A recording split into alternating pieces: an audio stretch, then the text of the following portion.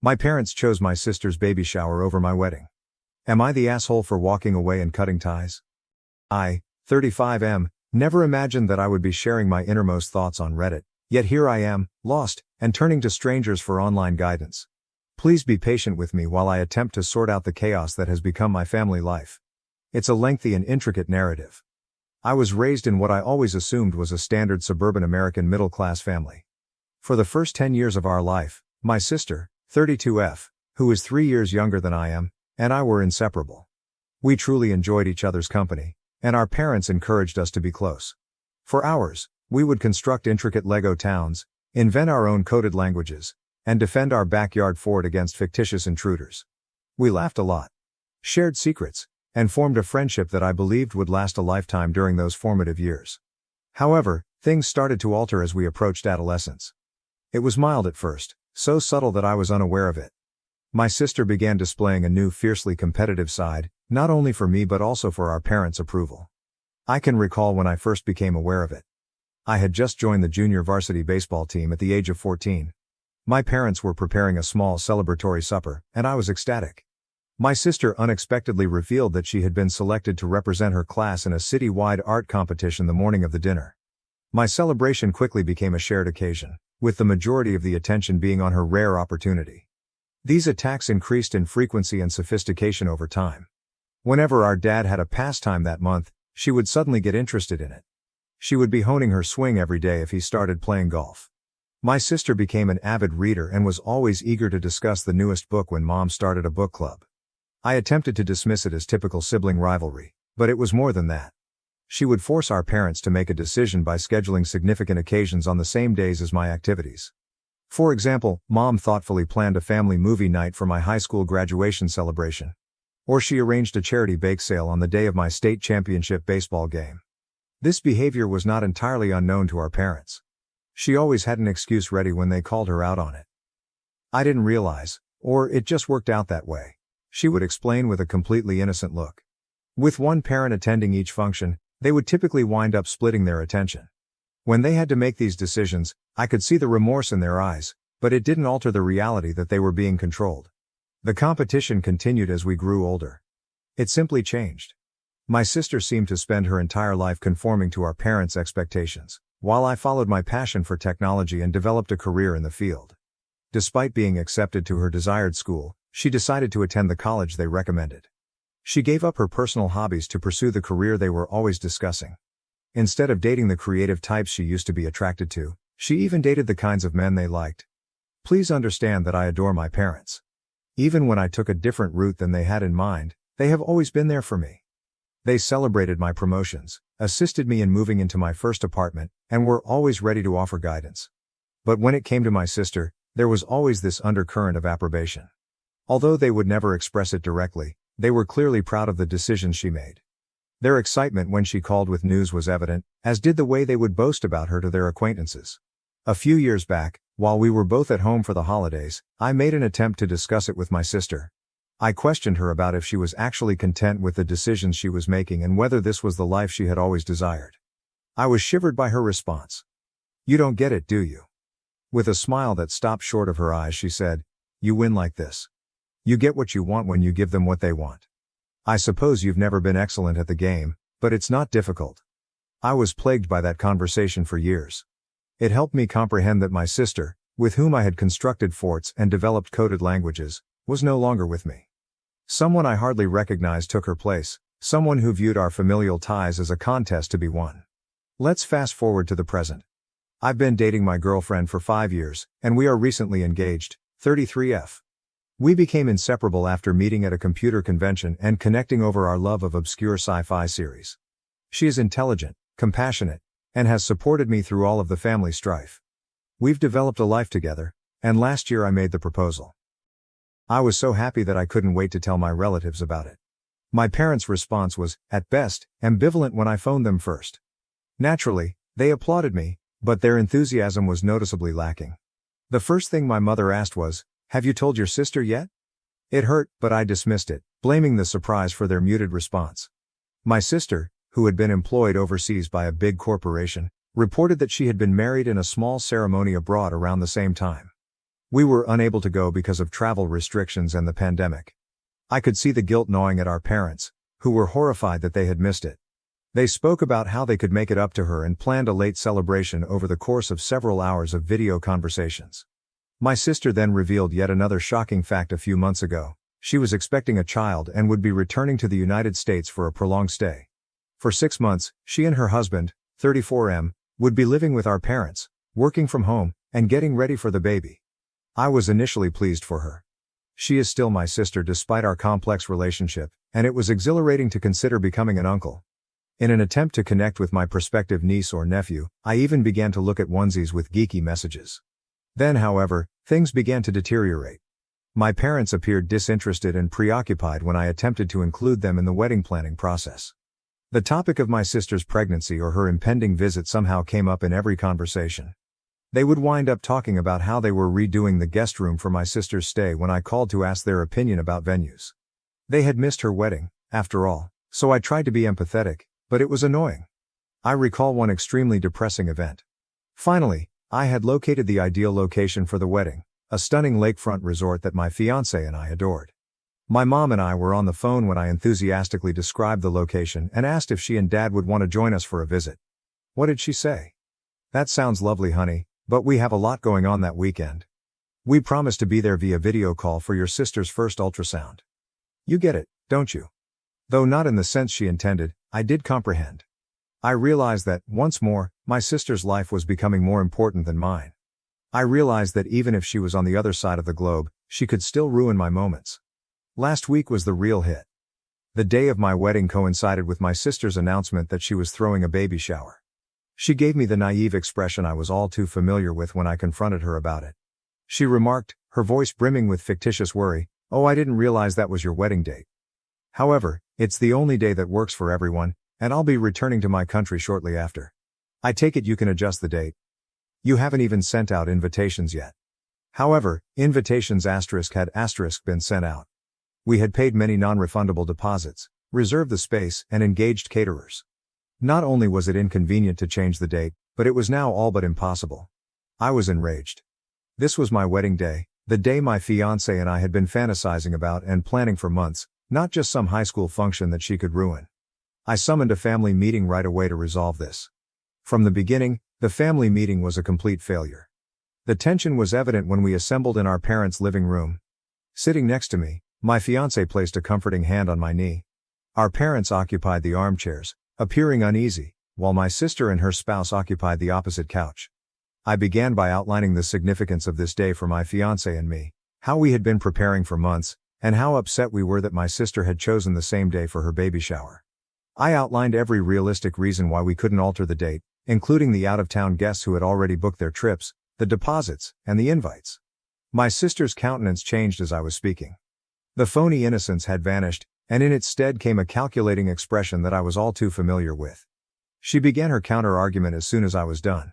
Her voice trembled a little as she started, "I understand you're upset," a performance I had seen many times before. "However, you must comprehend my stance. Being abroad has caused me to miss a great deal of family time. Before the baby is born, this may be my only opportunity to rejoice with everyone. Furthermore, a baby is a far bigger event than a wedding, let's face it. Another wedding is always an option, but this is my first child." Her audacity surprised me into silence. I could feel my fiancé shaking with rage next to me as she squeezed my hand. My sister went on, addressing our parents. "You missed my wedding, Mom and Dad. Will you also be absent at my baby shower? Particularly since it might be your only opportunity to join me in celebrating before the baby is born." I turned to my parents in the vain hope that they would see her deceit. However, as soon as I saw their faces, I knew they would support her once more. My father was the first to speak, his tone tentative. "We understand the significance of your wedding, son, but your sister raises some valid arguments. We don't know when we'll all be together again because she's leaving soon. Are you unable to reschedule? Or perhaps we could arrive a little later for your wedding." What I was hearing was unbelievable. My own parents were requesting that I either reschedule my wedding or come to terms with the fact that they would be late for one of the most significant occasions in my life. It was impossible to describe the anger and hurt I was experiencing at the time. "We're not trying to choose sides, honey," my mother interjected in a pleading tone. "Both of you are equally loved by us. However, this also pertains to your niece or nephew. Do you not want us to be present when the baby is born? The final straw was that. Anger, hurt, and fury that had been bottled up for years finally burst out. Equally? My voice trembled as I spoke. You love us just as much? Isn't that a joke? You've never treated us fairly before. When did you ever prioritize my needs and feelings? With trembling hands I got up. That's it then. You continue to choose her despite everything that has happened over the years. All right, make your decision. But be aware that you won't be involved in my life after my wedding if you don't go. I'm finished. I'm done vying for your affection and attention. I've had enough of being the son you only consider while she's not there. There was silence in the room. A look of horror replaced my sister's smug smirk. As though they couldn't believe I was challenging them, my parents sat there with their mouths open. I'm getting married in 2 months, I added, sounding more composed. Until then, you must choose between supporting your son on the most significant day of his life and going to another event that your daughter has planned to control you. Make an informed choice because it will impact our connection for the rest of our life. I ignored their calls and stormed out after that.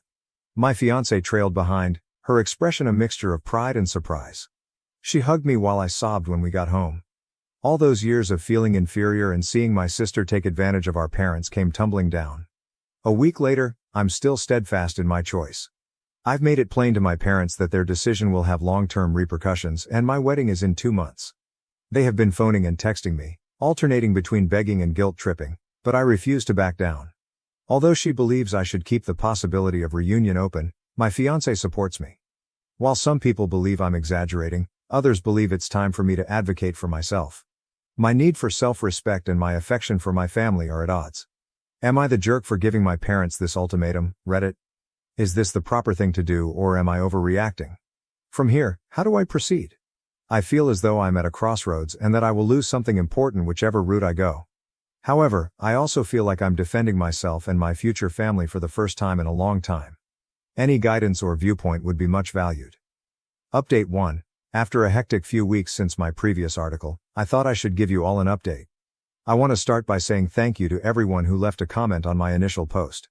Throughout this trying period, your guidance and support have been priceless. What has transpired since then is as follows. Last Saturday, my fiancé and I tied the knot. In the company of friends who have become our chosen family, it was a lovely ceremony full of love. However, if I claimed it was flawless, I would be lying. What should have been the best day of my life was clouded by the absence of my sister and dad. My parents persisted in their emotional manipulation and guilt-tripping tactics in the weeks before the wedding. They texted, left voicemails, and even unexpectedly showed up at our flat. They consistently sent the same message. How could you harm the family in this way? Why are you acting so self-centeredly? Do you not realize how much your sister is suffering as a result of this? It was difficult, but I held my ground. There were times when I nearly gave in because I couldn't handle the thought of maybe losing my family forever. Despite everything, my fiancée, who is now my wife, was my pillar of support. She reminded me of the purpose of our actions and the significance of defending our future and ourselves. My mother sent me one last message the day before the wedding. Asterisk. We love you, son, but we are unable to support this decision, it said. We'll be at the baby shower for your sister. We're hoping you'll understand and pardon us one day. I would like to state that I was ready for this result and that I accepted it. However, the reality struck me like a ton of bricks. In our hotel room, I sobbed as a wave of hurt, rage, and intense, excruciating despair passed over me. As I sobbed, my wife comforted me by telling me that we were now beginning our own family. One based on love and respect for one another. The actual wedding was stunning. Where my family should have been, our friends filled the void and rallied around us. I was moved to tears when my closest friend's father even offered to walk me down the aisle. I knew I had made the right decision when I looked into my wife's eyes and spoke my vows. I picked this family because I earned their affection. We are currently in Bali for our honeymoon. With its immaculate beaches and verdant surroundings, this place is a heaven. I would be dishonest if I claimed that the family conflict wasn't interfering with our trip, even though it should be the most restful period of our lives. My sister sent me a long text message yesterday when we were relaxing by the pool. For the remainder of our honeymoon, I was inclined to ignore it and keep acting as though my family didn't exist. However, my curiosity overcame me. Something else was the message. Here's the main idea. Asterisk. I hope you're content right now. Mom and Dad are inconsolable. They were so sad about missing your wedding that they hardly enjoyed my baby shower. What made you so self-centered? Everything has been damaged by you. Simply because you couldn't stand not being the center of attention for once, you've ripped this family apart. Although I've always known you were envious of me, I never imagined you would go to such lengths. When the baby is born, don't bother to come see it. You are not my uncle. I read the message 3 times, twice, and once. I had a range of emotions every time, including rage at her foolishness, hurt at her harsh remarks, and a perverse sense of triumph that she had finally abandoned her naive behavior and revealed her true nature. When my wife saw how upset I was, she inquired as to what was wrong. She reacted with a mixture of disbelief and rage when I showed her the note. She wanted to answer, to finally put my sister in her place. However, I changed my mind. I chose to ban my sister's number instead. Even though it was a modest gesture, it felt like I was getting back some of my mental tranquility. My relationship with my family has been reevaluated as a result of this entire circumstance. I've spent years attempting to gain their acceptance and to be seen as equal to my sister. However, I'm beginning to realize how poisonous that dynamic was. The rules were rigged from the beginning, so I would never win that game. It hurts, don't get me wrong. A part of me still adores my parents and longs for the close-knit family dynamic. Though I'm sorry that I might never meet them, I can't help but think about my future niece or nephew. However, I know I've made the proper decision when I think back on all the years of manipulation and constantly feeling inferior. My spouse and I have been discussing family a lot, including what it means to us and how we wish to define it. We've made the decision to raise our kids in the kind, encouraging atmosphere I always wanted as a child. We will not put children against one another, but rather appreciate their individuality. We'll be there for both the major and minor events. I'm not sure what the future holds for my sister and parents. Reconciliation is something I want to keep open, but only if there are significant, genuine improvements. Pretending everything is fine while ignoring the fundamental problems is not something I can return to. They would have to own their wrongdoing, accept accountability, and demonstrate a sincere wish to improve. To be honest, I don't think they can do that. Right now, my wife and the life we're creating together are my new family. We're discussing establishing our own holiday customs and fostering a loving, respectful environment at home. It feels appropriate, but it's also a little frightening. I would say this to anyone who could be in a similar circumstance and unsure about whether to confront toxic family members. It's difficult, but it's worthwhile. Your happiness, your self-respect, and your peace of mind are all valuable. Even if they are relatives, don't give them up for individuals who don't genuinely appreciate you. For the first time in a long time, I feel hopeful, even though I have no idea what the future contains. More valuable than any familial approval is the life I'm creating on my own terms with a spouse who values and supports me. Again, I want to thank Reddit for all of your help and guidance. You don't realize how much it means. I'm going to concentrate on enjoying my honeymoon and looking forward to the future for the time being, but I'll provide another update if anything noteworthy happens. Update 2. Since my last update, which was approximately 3 months ago, a lot has transpired. I want to express my gratitude to everyone for their ongoing guidance and support. During this trying time, your words have given me strength. Approximately 2.5 months ago, my wife and I returned from our honeymoon. It was more difficult than we thought to return to real life. It was simple to turn my family's presence out of my mind when we were abroad. However, everything came flooding back when we were at home and surrounded by mementos of our lives before the wedding turmoil. My family made their first attempt to get in touch with me around 2 weeks after we returned. My dad texted me, saying, "We miss you, son. Can we have a conversation?" My wife and I debated how to react for hours after I showed her the note. There was a part of me that wanted to ignore it and stick to our no-contact rule. But there was another side that longed for reconciliation, a part I believed I had buried. We ultimately chose to react, albeit tentatively. Halfway between our houses, we decided to meet at a calm cafe as a neutral venue. Despite my wife's offer to accompany me, I chose to attend this initial meeting by myself. Without any protection, I had to confront my parents. I was quite nervous on the day of the meeting. My folks were already seated at a corner table when I entered the cafe. In other ways, they appeared older and more worn out. My dad's shoulders were hunched, and my mom's eyes had crimson rims. We slipped into an uneasy silence as I sat down. My mother was the first to speak. When she continued, "We've missed you so much," her voice broke. We know we made a terrible mistake. We've had a lot of time to think about our actions, son," my dad said, nodding. "We now understand how unjust we have been to you for years, not only during the wedding." As they opened their hearts to me, I listened. They discussed how they had always found it difficult to divide their attention between my sister and me and how they had gotten caught up in the habit of overcompensating for her demanding personality. They acknowledged that they had been oblivious to her tactics and had consistently justified her actions. My father remarked, "We believed we were being fair. However, we now realize that we were anything but. We caused you great pain by allowing your sister to control the dynamics of our household. We sincerely apologize, son." Although I was grateful for their apologies, a few words cannot erase years of suffering and animosity. I answered, "I hear you," in a firm voice. "And thank you for apologizing, but I must make it clear to you that there is no quick fix for this. One of the most significant days of my life was missed by you. As you have done for years, you put my sister's desires ahead of your own. I can't simply forget about that." They gave a sympathetic but painful nod. We spoke for hours. In an attempt to better understand their own behavior and how it had impacted our family dynamics, they told me they had been attending a family therapist. They discussed what they had learned about their parenting approach and how it had fueled my sister and my rivalry. They acknowledged that things hadn't gone as planned at my sister's baby shower. She had apparently complained about my ruining her special day by getting married on the same day for the majority of the ceremony.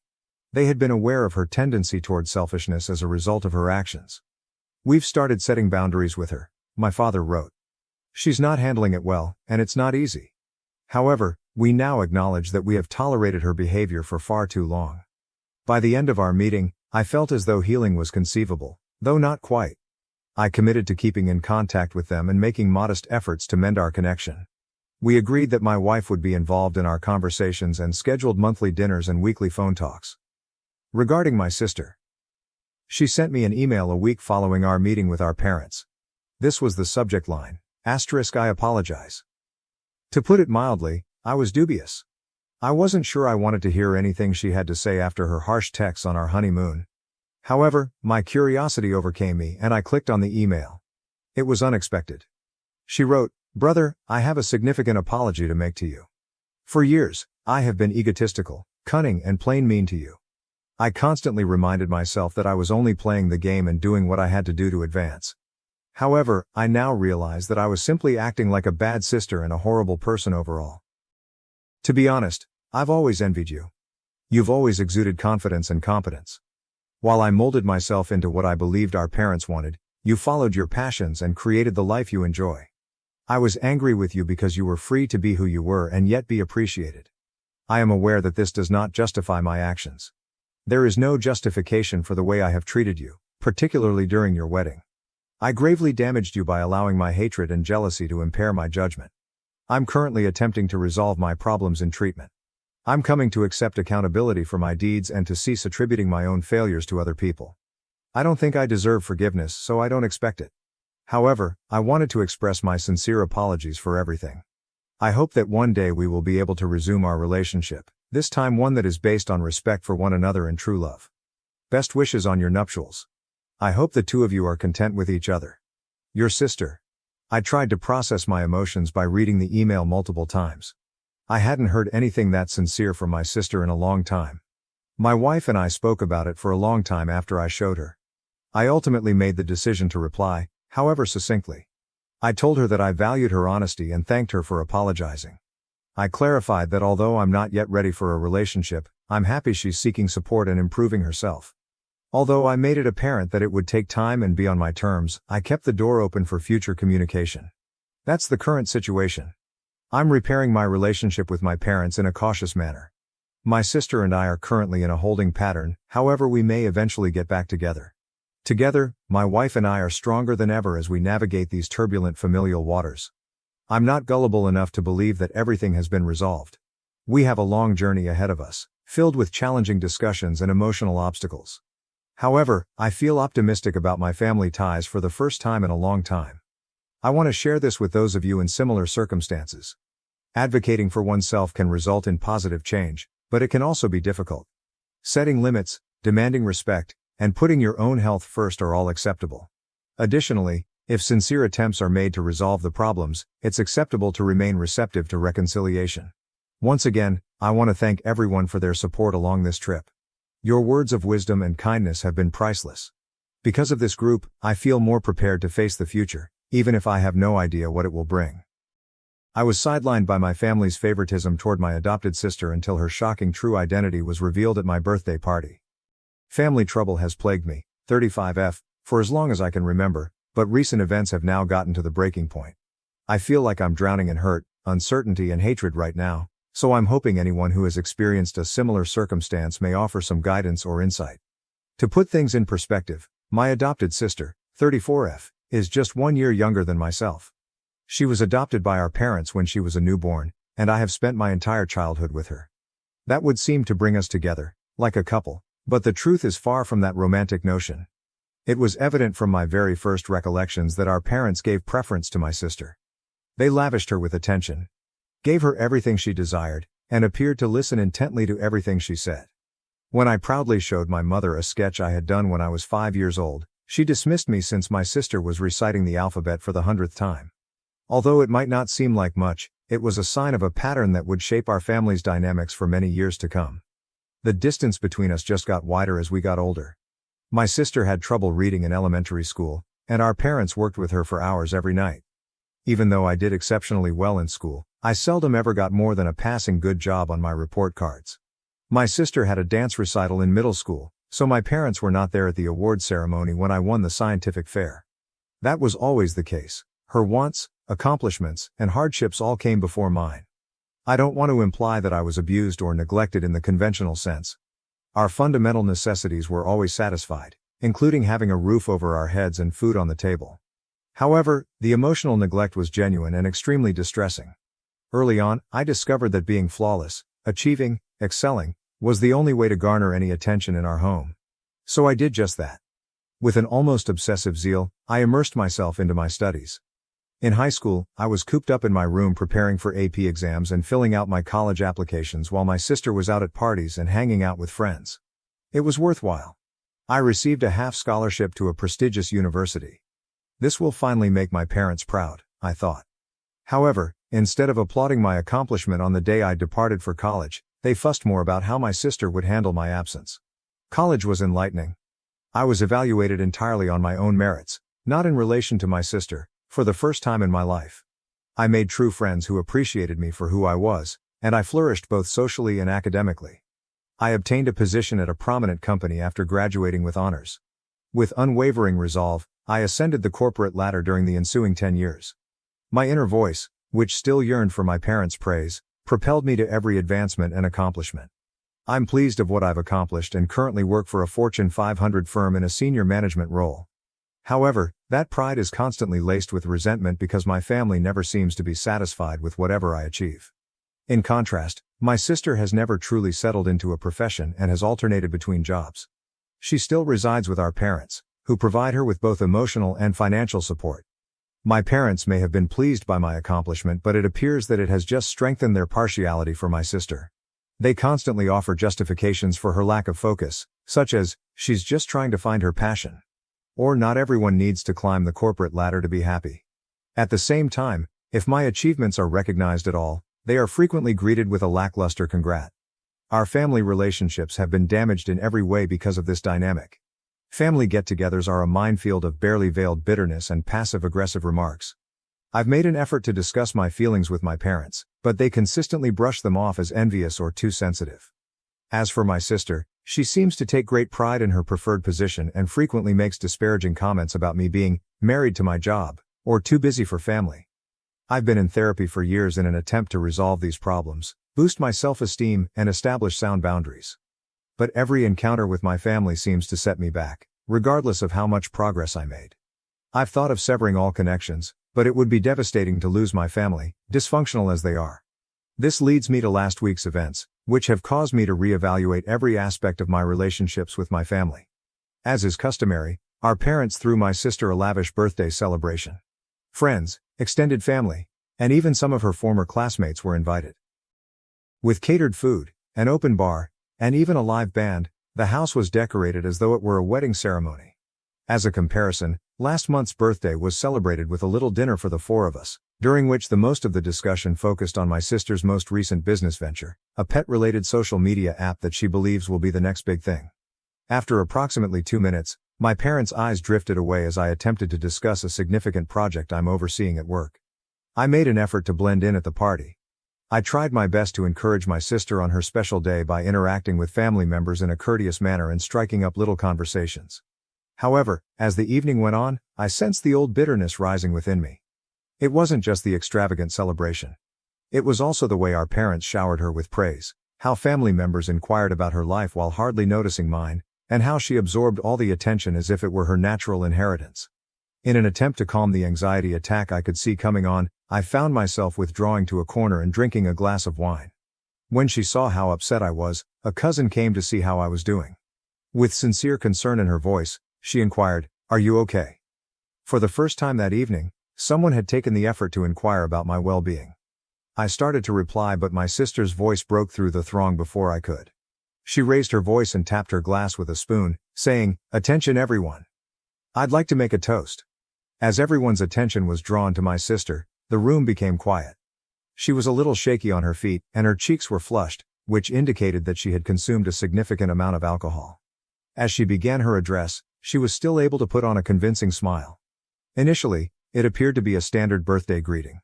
She toasted our parents for their love and support, thanked everyone for attending, and conveyed her appreciation for the celebration. Her tone then shifted and I got a shiver down my back. She said, "I'm especially grateful to Mom and Dad," with a tone of voice that I had never heard before. "I've always received greater treatment from them than their own daughter. Just take a peek at this celebration. When was the last time they threw my sister a party like this?" As everyone in the room turned to stare at me, I felt my face heat up. But my sister wasn't finished. "But I guess that's because I've always been the better daughter," she added, sounding a little slurred by the champagne. "Yes, my sister has a nice career and makes a lot of money, but who do Mom and Dad truly love in the end? Who makes their life happier? It's not the icy, work-driven automaton who hardly has time for family." I couldn't believe what I was hearing and was still.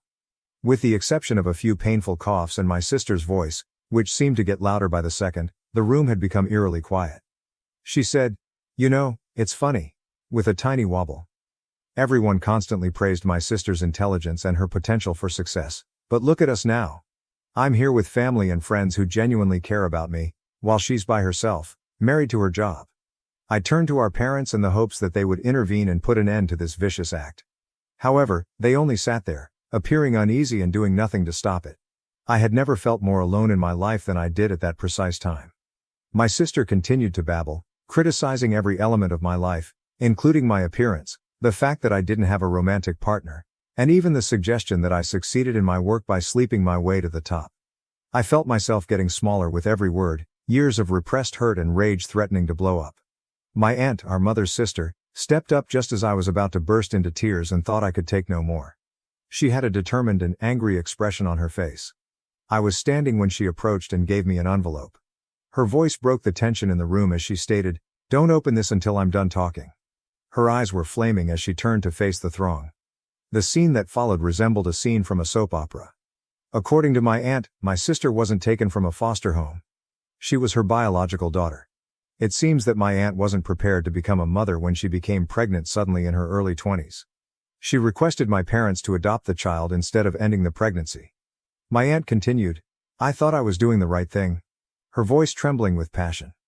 "I believed that my sister and her husband would provide a better life for my child.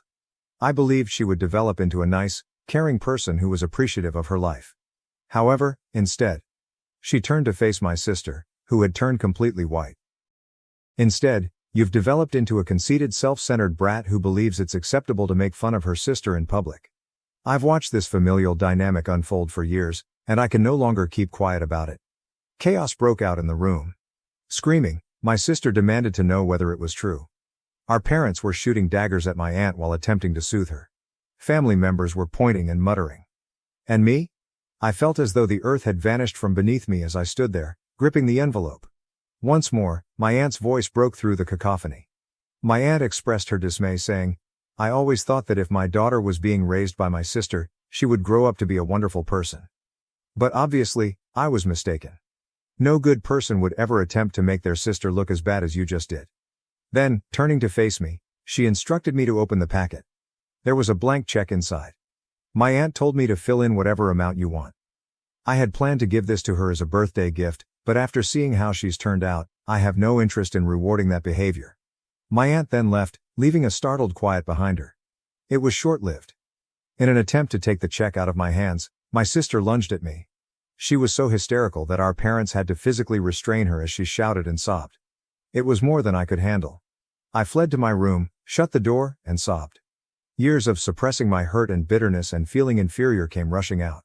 I ignored the banging on my door and the muted arguments coming from downstairs while I sobbed for hours. A week has passed, and I'm still unsure about what to do. With the exception of needs, I have not left my room. Despite our parents' attempts to speak with me, I find it difficult to confront them. My sister has alternated between begging for forgiveness, and the check of course, and sending me angry messages. There's a part of me that wants to cash that check, go and never return. I've tried all my life to win the love and acceptance of people who don't seem to be able to give it to me. Perhaps I should give up trying. Perhaps it's time for me to prioritize myself. However, I also have a fear of losing my family. Despite their dysfunction, they are the only family I have ever known. It's terrifying to consider living without them, going on vacation by yourself, and having no one to call in case of an emergency. In addition, I'm experiencing a lot of mixed feelings regarding my sister. On the one hand, I'm upset with her for her actions during the party and for years of subtly insulting people. However, I can't help but feel a little sorry for them. It must be really upsetting to learn that you're adopted, especially in such a humiliating and public manner. Does that justify her actions? Not at all. However, it makes matters more difficult. Regarding my parents, I find it hard to comprehend how they could have watched while my sister sobbed at me. Were they simply taken aback? Or does their lack of response reveal their true feelings for me? Years of emotional neglect and favoritism, how can I even start? I feel as though I'm at a fork in the road and am unsure of which way to go. Should I make an effort to repair these damaged relationships? Can something wholesome be constructed from such a poisonous base? Or do I go on and attempt to start over, one in which I'm not always looking for unfulfilled approval? Reddit, I'm lost. I've tried my entire life to gain the love and acceptance of my family, only to be rejected and humiliated in the process. From here, how do I proceed? Should I accept that certain families cannot be repaired, or is there any chance for reconciliation? Any insight or counsel would be greatly valued. I feel as though I'm drowning in hurt and confusion, and I'm no longer sure which way is up. First update. 2 days have passed since the terrible birthday celebration, and I'm still getting over it all. My aunt came to visit me this morning. As she continued to discuss the adoption, she appeared worn out. When she became pregnant, she was young and afraid.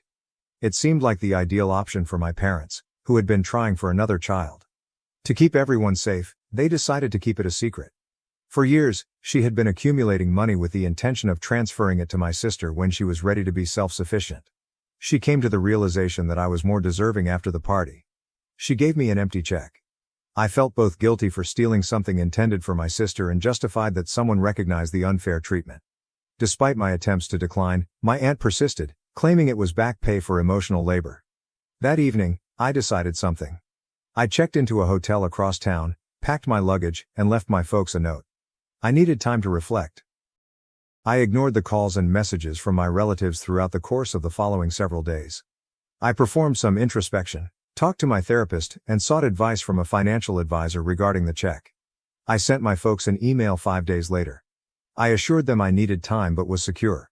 I laid up my requirements for mending our relationship. They had to admit to the years of partiality. All of us go to family therapy. My sister apologizes in public. They start treating us equally and cease condoning her actions. They instantly responded that they were relieved and asked me to come home so we could discuss. We decided to get together at a cafe close to my hotel. It was a stressful encounter. My parents agreed to treatment and pledged to improve our ties, as if they were sorry. They expressed reluctance to publicly apologize for my sister's adoption, claiming it was traumatic. I refused to back down and insisted that she issue a public apology for her actions. With an uneasy truce we departed. Everything but the public apology was approved by my parents, who indicated they would talk to my sister about it. Over the following few days, the negotiations went on. At first, my sister sent irate messages and refused to apologize. But as I persisted, her tone started to shift. She apologized via text, saying she was unhappy and intoxicated at the party. I retorted that the apology should not only be for the party event but also for years of nasty behavior. More irate texts followed, and then there was stillness. My parents attempted to mediate the situation by offering solutions like a written statement or an apology limited to the family. I was conflicted as this went on. There was a part of me that wanted to be forceful and insist on the respect I so well earned. Another part wondered if fighting was worth it because it was so exhausting. I was reminded by my therapist that putting my health first is not selfish.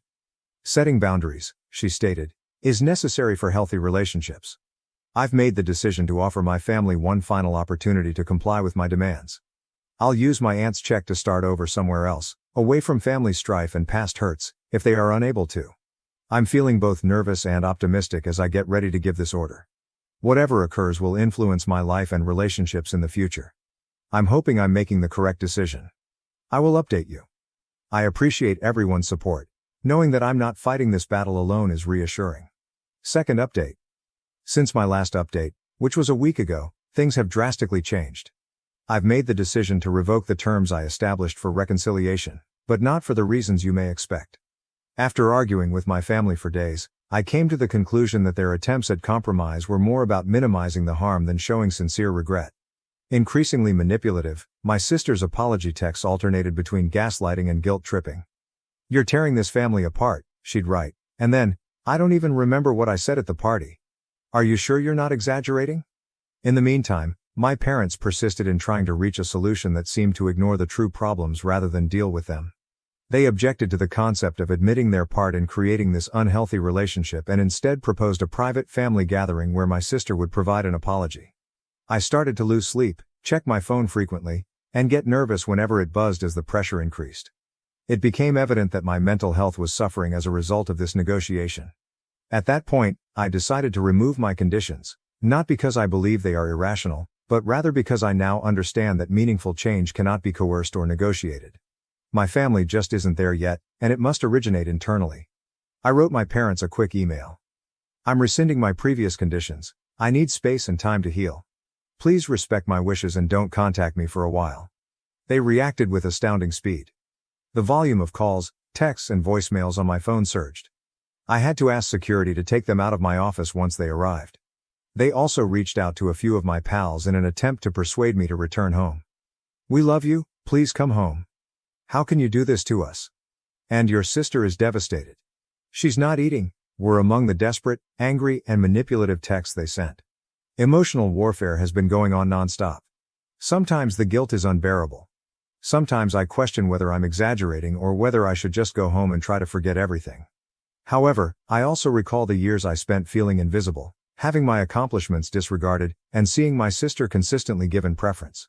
To assist me deal with the stress, I've started going to my therapist twice a week. By barring my family's phone numbers and configuring email filters, she has been assisting me in establishing boundaries.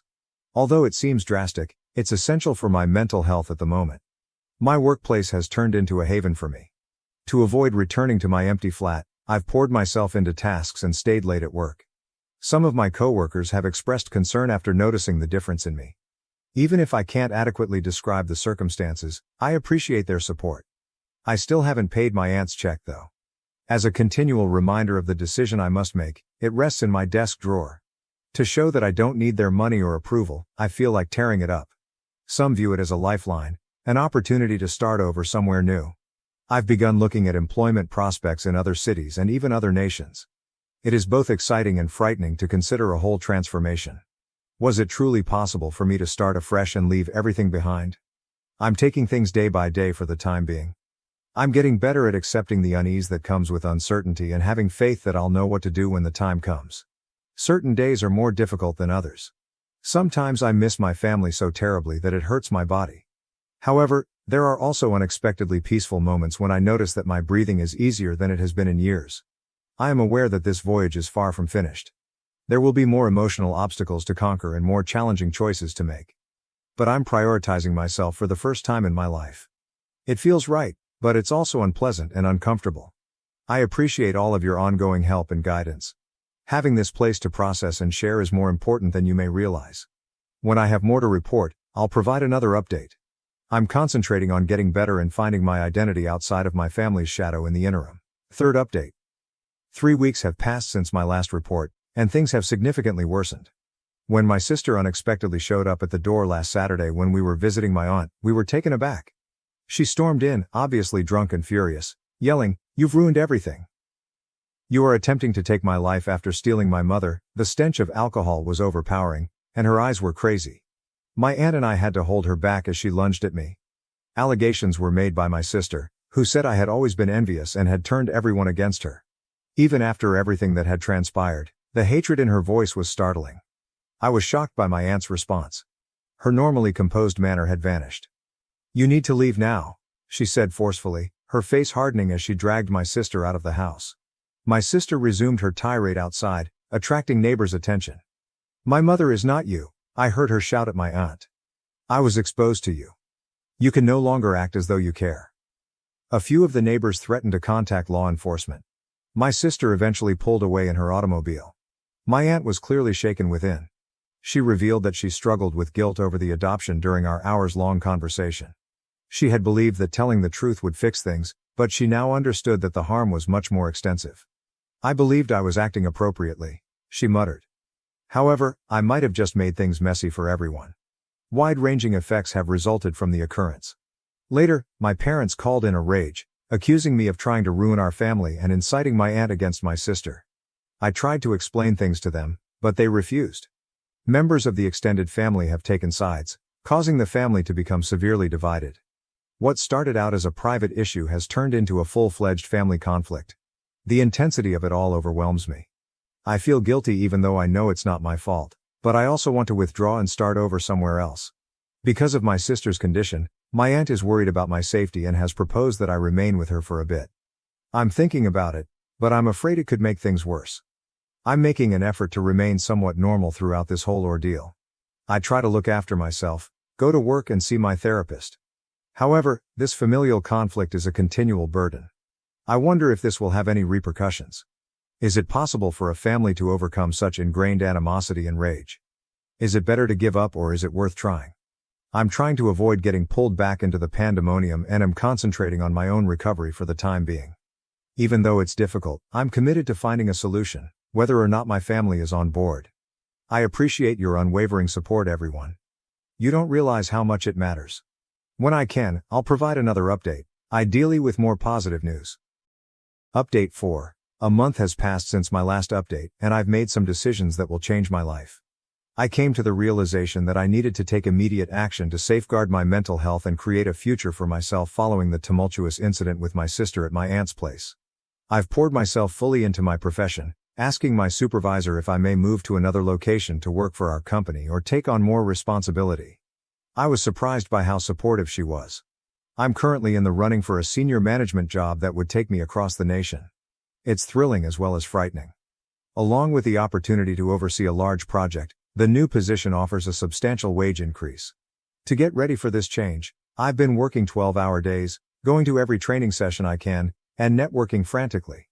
My increased zeal has sparked curiosity among my coworkers, but I've been able to sidestep most inquiries. A few close coworkers are well aware of my predicament and have been tremendously helpful. Regarding the money part, I ultimately decided on my aunt's check. I made the decision to cash it after giving it a lot of thought and spoke with a financial advisor. I was able to reframe it as an investment in my future, one free from toxic family dynamics, with the assistance of my therapist. I've secured an apartment in my prospective city using a portion of the funds. With a view of the city skyline, it's a compact, contemporary space. I've put the remainder into a diversified portfolio. I feel autonomous and financially secure for the first time in my life. The final separation from my family has been the most difficult aspect. All of their phone numbers and email addresses have been blocked by me. I've requested that my aunt not forward any of their texts. I know it's essential for my recovery, but it's been excruciating, like cutting off a piece of myself. Of course, there are periods of uncertainty. I occasionally feel inclined to phone late at night in an attempt to make amends.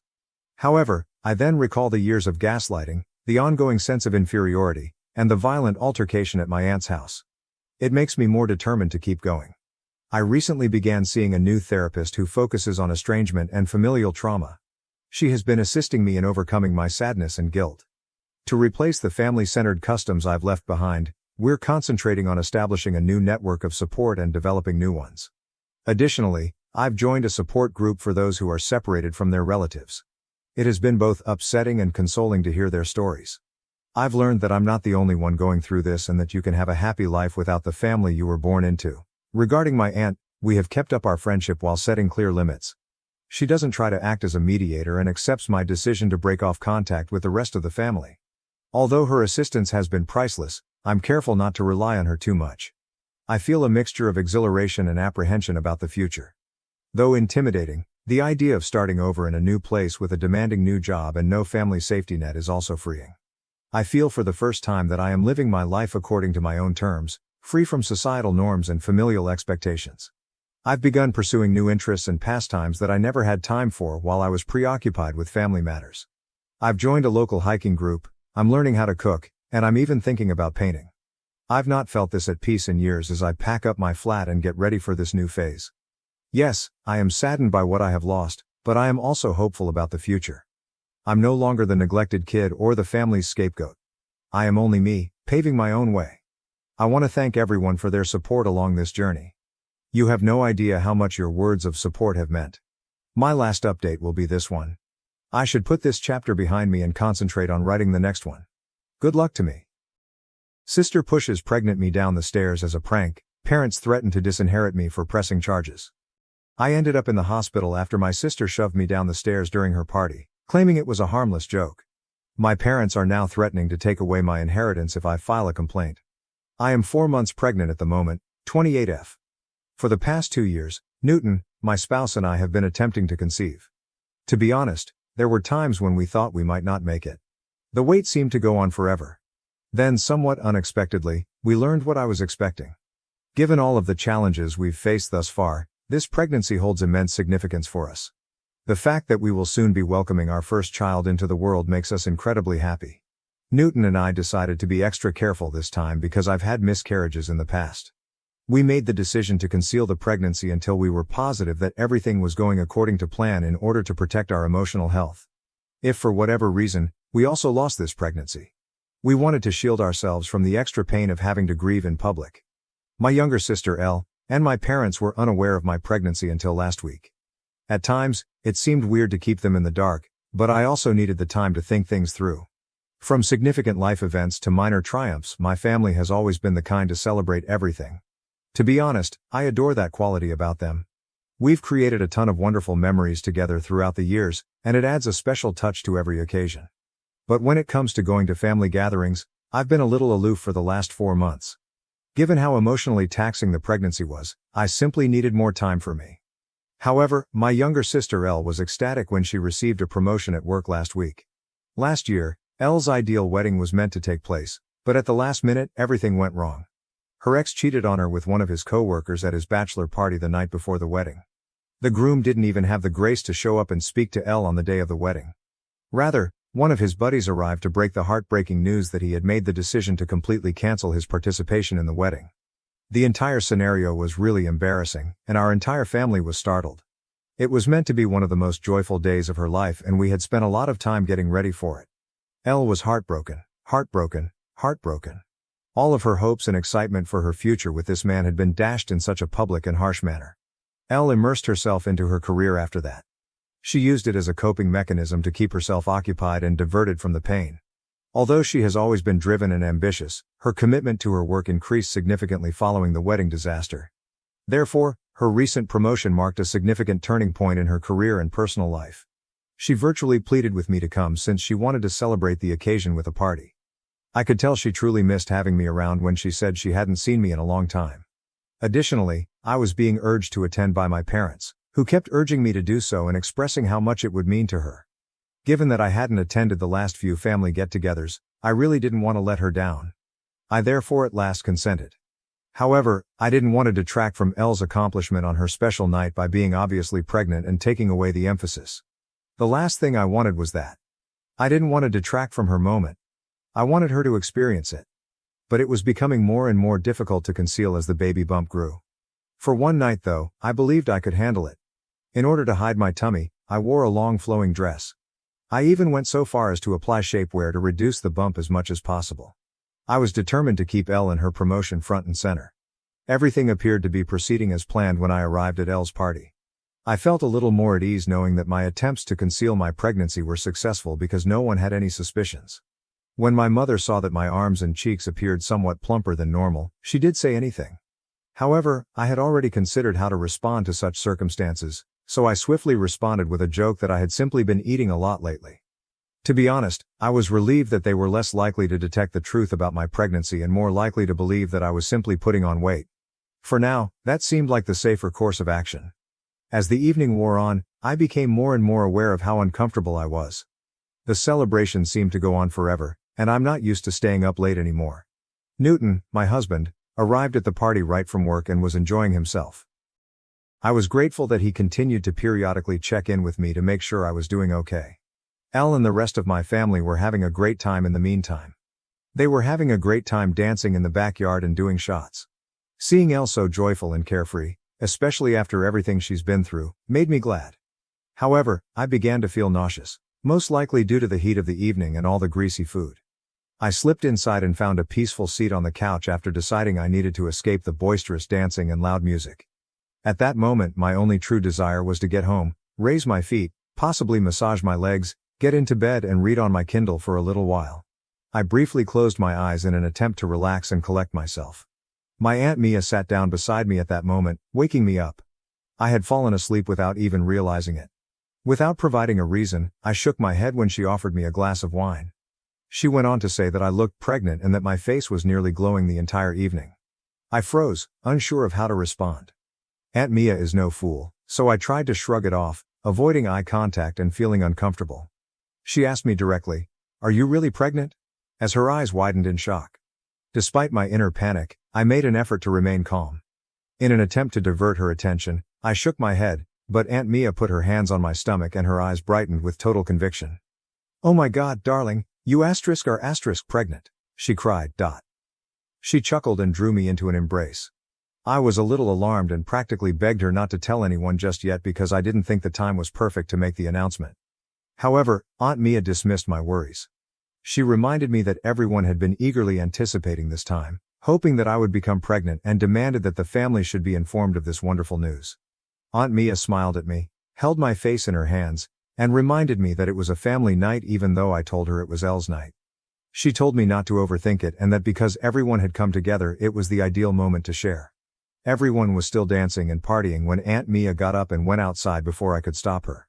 As I saw her, my heart fell. Aunt Mia captured everyone's interest with all the zeal in the world. Without wasting a beat, she pointed at me and told everyone that I was pregnant after telling them she had some important news to deliver. There was a moment of stillness while everyone processed Aunt Mia's words. Then everyone in the party burst out. My relatives hurried over to me, around me with congratulations, shouts and hugs. They were ecstatic, giving me a tight hug while crying and expressing their excitement for Newton and me. They were naturally thrilled to hear the news because they were all aware of my past miscarriages. My parents were so emotional that they were crying. In celebration of this new chapter in our lives, many congratulated Newton and gave him hugs as well. I definitely didn't want to reveal my pregnancy in this way. I had imagined a more private, intimate event, something modest and unique, something I could share with my family when I was ready. At a gathering that was supposed to be all about Elle, I had instead been dragged into the spotlight. I saw her standing off to the side at that point, smiling as best she could but obviously feeling uncomfortable. She avoided making eye contact with me and wasn't participating in the festivities. I was overcome with remorse because I had worked so hard to stay out of situations like these. I approached her and apologized for Aunt Mia's disclosure of my pregnancy. Elle inhaled deeply and inquired as to why I hadn't before disclosed my pregnancy. I clarified that I had intended to make the announcement a few weeks later, when I was more at ease and prepared to do so. She pursed her lips, shook her head and murmured, "Whatever. I suppose your request was granted." I was surprised by her response, and her comments hurt. I attempted to reason with her, but Elle didn't seem interested in having a conversation. She moved away after taking a sip of her wine and stopped focusing on me. Overwhelming advice from friends and family on being a first-time parent consumed the remainder of the evening. Everyone appeared excited to share their experiences and advice. Elle, meantime, continued to glare at me from the other side of the room as though I was somehow to blame for everything. I felt much more guilty and uneasy after her response. I had an overwhelming want to go to the bathroom at one point. I stood up and went to the guest bathroom, but it was completely packed. I went upstairs to use the restroom in the main bedroom because I felt like my bladder was going to explode. I went to the bathroom to relieve myself, and when I came out, Elle was waiting for me outside. She appeared inebriated. Sensing the awkwardness between us, I tried to apologize again with an awkward smile. Elle didn't appear to get any softer. Rather, she simply rolled her eyes and inquired, "Are you truly expecting?" There was a hint of suspicion in her voice, and her tone was almost contemptuous. "Of course I am," I said, looking at her while reflexively touching my tummy. Why would I tell a falsehood? Went on to add that everything was extremely strange, particularly since I hadn't even told our mother, with whom I often spoke daily, that I was pregnant. I was becoming annoyed by her incessant interrogation. I attempted to reiterate my justifications in the hopes that she would realize that I had made the decision to keep it a secret. I was shocked by Elle's insensitivity when she said, in a callous tone that pierced my heart, "Maybe this pregnancy will also end in miscarriage, just like your previous ones." How could she have said such a disgusting thing about my child? I screamed at her, my voice shaking with fury and hurt. "How dare you say such a thing? Even though I've apologized multiple times tonight, your remarks were inappropriate." My voice reverberated in exasperation. Elle retorted that she was upset that I had taken away her attention, particularly considering everything that had happened to her the previous year. I made an effort to remind her that I had supported her through her sadness, staying at her house for several nights and assisting her in getting over her groom's abandonment. I assured her that I would never purposefully overshadow her and that she should blame Aunt Mia for outing me without my permission if she was upset about the outcome. But Elle kept pointing the finger at me. I felt it would be better to leave and head back downstairs because I was so exhausted and tired of the debate. In the hopes that Elle would settle down and we could talk about it later, I needed some time and space to think things through. Elle, who was right behind me, kept calling me a selfish person and stating that I should have just given her a night alone. I chose to ignore her, but just as I was about to head downstairs, I felt a strong shove from behind. As I slipped and struggled to regain my footing, my eyes widened in shock. In an attempt to save myself from falling, I was able to grab the railing, but my knees gave way under the combined force of my own weight and speed. I ended myself sliding headfirst down the steps after losing my footing. My instincts took control in an instant. Desperate to protect my baby from the impact, I covered my stomach with my hands. My wrists felt the entire force of my fall as my body crashed down the stairs. It was a nasty fall. A quick, searing pain shot through my hands, and I heard an explosive shatter. The agony was sudden and intense.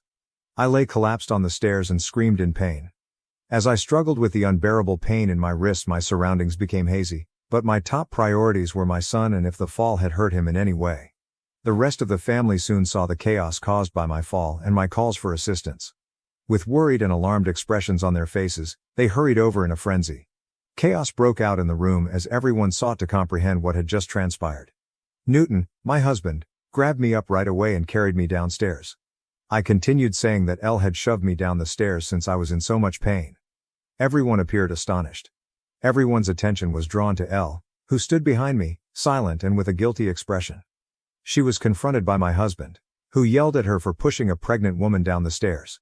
Clearly upset, my mother hurried up to Elle, shaking her shoulders and asking if she had indeed shoved me. Elle cried and nodded in agreement, her face hot and distraught. My mother was deeply affected by the realization. Elle then started crying excessively while embracing my mother and accusing her of being intoxicated and acting recklessly. I was in so much pain and shock that I was beginning to pass out. I could hear Newton frantically phoning 911 to summon an ambulance through the fog. I could just make out the worried faces around me as my vision became blurry. After then, everything was a haze of sirens, chaos, and frenzied activity.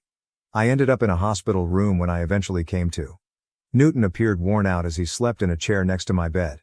My throat was dry and parched, so I gently woke him up and asked for some water. I asked him what had transpired following the fall as he assisted me in drinking the water. Newton described how the pain had caused me to lose consciousness and how I had needed emergency care for wrist fractures. I would have to wear the cast that doctors had put on me for the next 4 to 6 weeks while my bones healed. I then inquired about the baby. Newton told me that our child was safe after the physician's examination. I felt a wave of relief.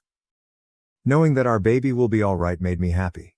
The anarchy that had developed following the disaster was then explained to me by Newton. Elle's family was so upset with her that they attempted to have her arrested. But the cops had only been able to get statements from the witnesses because I was unconscious. Before they could file any charges, they still needed my formal statement. Newton grasped my hands and emphasized the need for me to report my sister's behavior and put aside my feelings for her. He was adamant, saying that, considering my condition, there was no excuse for her to shove me down the steps. Still in shock, I shook my head. It was nearly impossible for me to comprehend how Elle could have done something so damaging. Although my wrists hurt physically, I could not handle the emotional toll of knowing that my own sister was capable of such harmful behavior. I wanted to talk to Elle first, I told Newton. I had to know what had made her do such horrible things. In order to get an explanation or at least an apology, I needed to speak with her directly. Newton gave me his phone and dialed her number. I asked my sister directly why she had done what she had done when she responded. Elle let out a long sigh, as though the words were hard to release, and then he opened up. In a bitter tone she uttered, "To be honest, I'm just so sick of you being the center of attention in our family. You have a husband now. You're pregnant. You get to have everything in your life. But last night was supposed to be my night, only. Yet, as usual, you showed up with your pregnancy announcement and hogged all the attention." After a little silence, she spoke again in a defensive tone. "And pushing you down the stairs, that was just a harmless prank. I didn't even think you were really pregnant at first. I didn't mean for it to be such a big deal." Her remarks were painful and disturbing. It was unbelievable to me that she would put my life in jeopardy by pushing me down the stairs because she didn't want to trust me. Before I could respond, Elle added, "I've been through a lot with my failed engagement, and for you to just show up and rub your happiness in my face was just too much. Next time, I'm sure you'll think twice before trying to overshadow me again." Her answer left me in a state of shock. She was essentially blaming me for her actions and showed no remorse at all. She hadn't even shown regret once. Elle handed the phone to my mother, who had been listening on the other end, and she inquired about my well-being. I was unaware that my sister and my parents were still present. I informed her that I had suffered a fracture to my wrist but that both I and my infant were doing well. After the party, my mom told me that she, Dad and Elle had spent the entire night at Elle's house because they were all concerned about me. I sneered and said that instead of staying with my sister, they might have waited for me at the hospital if they were that concerned. My mom went on to say that she and Dad had been speaking with Elle and that they both thought she hadn't been feeling well since last night. Despite what other people were telling me, she insisted that I not report my sister to the police because it was only a foolish drunken error. I was taken aback by my mother's request. In an attempt to understand the situation, I questioned, "Why are you defending Elle when she hasn't even apologized to me?" With a heavy sigh, my mother said that Elle was currently dealing with a lot of difficulties. She said that Elle had been crying uncontrollably and that I had made her feel ashamed in front of everyone. I reminded my mother that they should first address the fact that Elle had shoved me down the stairs, which was the true problem. My mother began stressing that family is family, and that disputes like these occasionally occurred amongst sisters. Although it was true that Elle had never done anything like this before, she pointed out that this did not justify her current actions. My mother said that it wasn't worth filing a lawsuit for a broken wrist and pledged to work with Dad to ensure that this doesn't happen again. My annoyance peaked. I adamantly said that I had been unsure of what to do before I phoned her. But I had already made up my mind after speaking with Elle. A lesson had to be given to her. My mother, who was becoming more and more agitated, pleaded with me to think again before bringing charges against Elle, warning that doing so may ruin his career. I informed her that right now, I couldn't give a damn about it. My mother made a last-ditch effort to persuade me to bring charges against Elle by threatening to disinherit me if I did. She contended that it would impact Elle for the rest of her life and create a lasting record. I was stunned by her threat, but I refused to back down. I proceeded to pursue a complaint against my sister after the phone call. She hadn't expressed regret for what she had done, but I was torn about perhaps ruining her life. Update 1. I wanted to let you know that my sister was eventually taken into custody. Despite the constant calls from my parents, my spouse and I have turned off our phones. Newton is furious that my parents appear to be giving preference to my sister over me. Newton's family and other family members have contacted him in the interim to show their concern and support. Everyone agrees that it was the correct thing to charge my sister. I'm much more concerned about my baby's safety now that I've read some of your remarks. I'm worried that Elle could endanger my unborn child in the future if she were able to shove me down the stairs. In order to prevent her from ever coming near me or my family again, I want to obtain a restraining order against her. Update 2. Hi there, other Redditors. My sister, who was previously accused of assault, was just sentenced since I provided an update last month. My parents paid for her attorney, who was quite good and made a compelling argument. She was placed on probation because it was her first infraction. The judge mandated that Elle pay for my medical expenses, participate in 6 months of required psychotherapy, and meet with a probation officer on a regular basis. After the criticism they've been getting from the rest of the family, my parents are still very angry with me but are too scared to address me.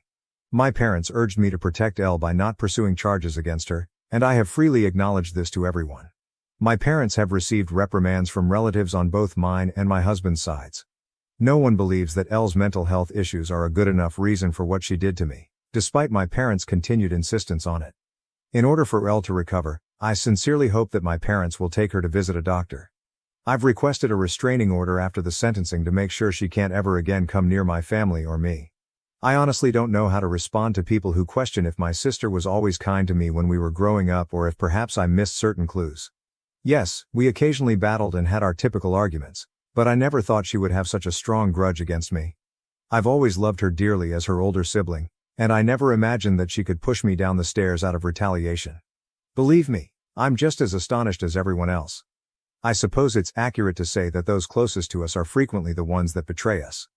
Update 3. I haven't posted anything here in 5 months. Neither Newton nor I have seen Elle or communicated with my parents.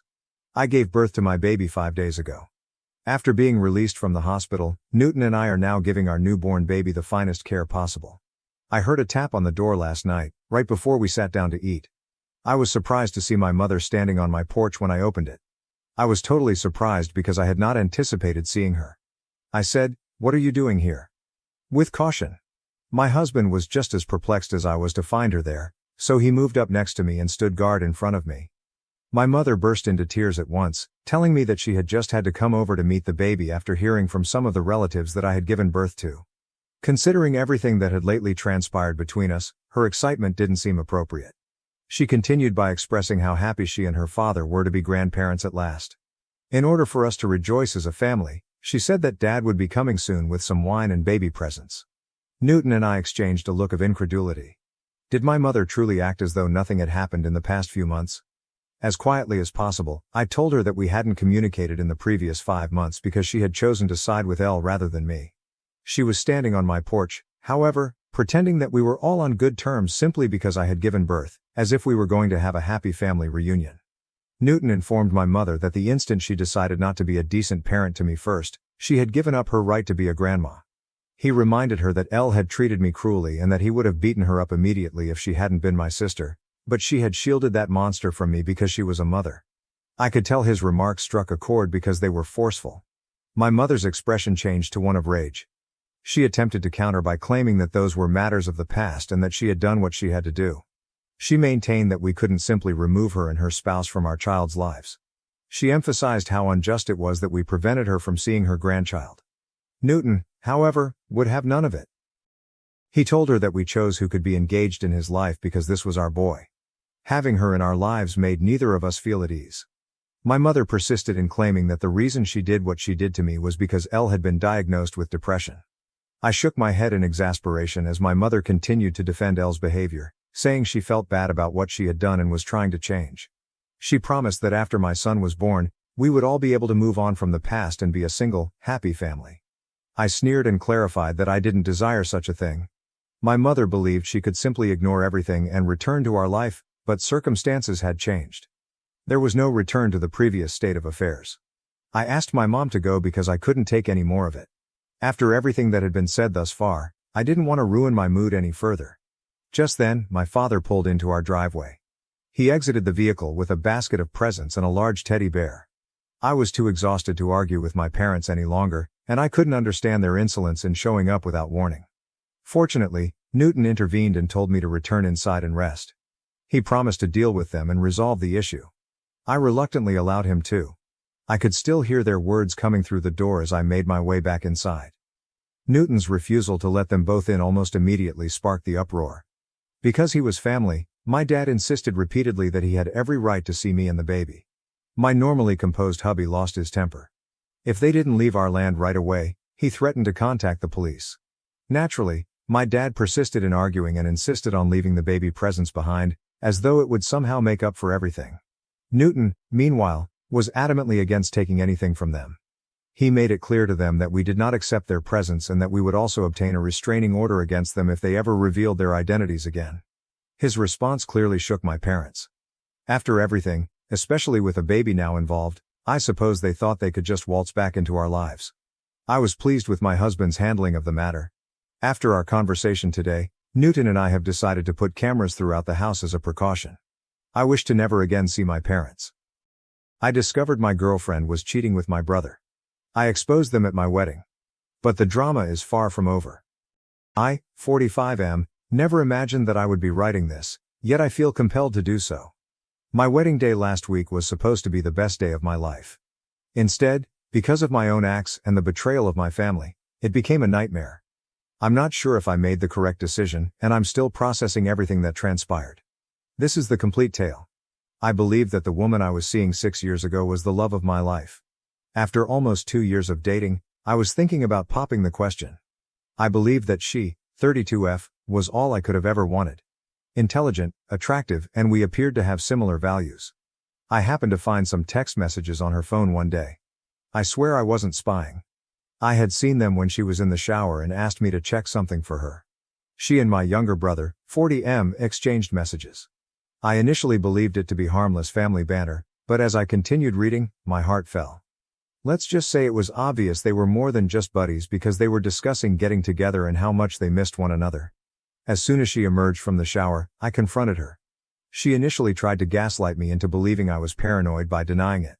She started crying though, when I showed her the messages. She and my brother have been having an affair for months, right in front of me, it turns out. I was heartbroken. The two people I trusted the most in the world had betrayed me in the worst way possible. Not only had my girlfriend cheated on me, but she had done it with my own brother. I told her to leave my life and immediately stopped our relationship. My brother attempted to defend it when I challenged him about it. Can you believe that he claimed they couldn't help their feelings after falling in love? As though somehow that made it okay. I told him I didn't want to see him ever again and that he was dead. My parents should be on my side, wouldn't they? False. They continued to urge me to forgive my brother, even though they were disappointed in him. They would say, "He's your brother. Family is the most important thing." In my opinion, loyalty and trust are the most crucial factors, and both my parents and brother have demonstrated that they are unaware of this. I broke up contact with everyone. I knew I couldn't have individuals like that in my life, even though it was difficult. I spent the following couple years concentrating on myself. In order to deal with the trust issues this whole mess had caused me, I began therapy, put myself into my work, and gradually began to reconstruct my life. Then I met my now wife, 39F, approximately 2 years ago. She was patient, kind and compassionate, unlike anyone I had ever encountered. She was aware of my background and my family's problems, but she never pressured me to get back in touch with them. I felt like I could trust someone again with her. The happiest moment of my life was when I proposed to her. I was thrilled to begin this new chapter as we began organizing our wedding. Naturally, neither my brother nor my parents were invited. They were no longer a part of my life, in my opinion. I did, however, inform my parents about the wedding, not because I wanted them to attend, but rather because I knew they would ultimately learn and I didn't want any trouble. I made it apparent that neither my brother nor they were welcomed.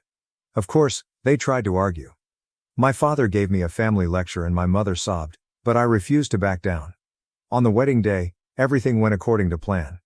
I felt like I was finally receiving the happy ending I deserved. My wife looked stunning, and our friends were all there to support us. That is, until right before the ceremony started, my best man rushed up to me. "Your parents are here," he stated with a distressed expression. I felt like I had been punched in the stomach when they said, "And they brought your brother and his wife. Dare they? How dare they bring my brother, of all people, and arrive without invitation?" I was enraged. They were supposedly unwilling to move, even after I told my best guy to tell them to leave. Barely able to control my rage, I called my father. I spat into the phone. "What the hell do you think you're doing?" He said, "Son, it's your wedding day." As though that clarified everything. "We're your family. We should be here." With a trembling voice I stated, "I made it clear you weren't invited. Especially not him." 6 years have passed, my father countered. "Don't you think it's time to let bygones be bygones? Your brother is sorry for what he did. He's married now. His wife is pregnant. Can't we just be a family again?" What I was hearing was unbelievable. Did they honestly believe that all would be forgiven if they simply showed up? That I'd throw open my arms to them? I said, "Get out," in a strong, icy tone. "All of you, get out now, or I'll have security remove you." "Don't be dramatic," my dad said. "We're already here. Just let us stay for the ceremony, for your mother's sake if nothing else." I was on the verge of losing it all when my wife showed up. She could see how unhappy I was because she had overheard a portion of the talk. "What's going on?" she inquired, her expression displaying worry. I told her what was going on, thinking she would be as upset as I was. However, my wife, always the rational one, suggested a middle ground. She answered, "Let them stay for the ceremony. It's not worth causing a scene and ruining our day. We don't have to interact with them. After the ceremony, they can leave." I understood her argument, even though I didn't like it. I did not want a family fight to be the only memory of our wedding. I agreed against my better judgment. The ceremony proceeded according to schedule. I made an effort to concentrate on my wife, our vows, and our professed love for one another. However, I couldn't help but be hyper-aware of my family members seated in the back rows, my father sitting rigidly with a fake smile on his face, my mother wiping her eyes with a handkerchief, my brother appearing uneasy, and his wife clearly pregnant. I noticed my parents approaching us after the ceremony while everyone was chatting and praising us. I stiffened, braced for conflict. However, my best man stopped them before they could get to us and reminded them of the deal, which was that they would go following the ceremony.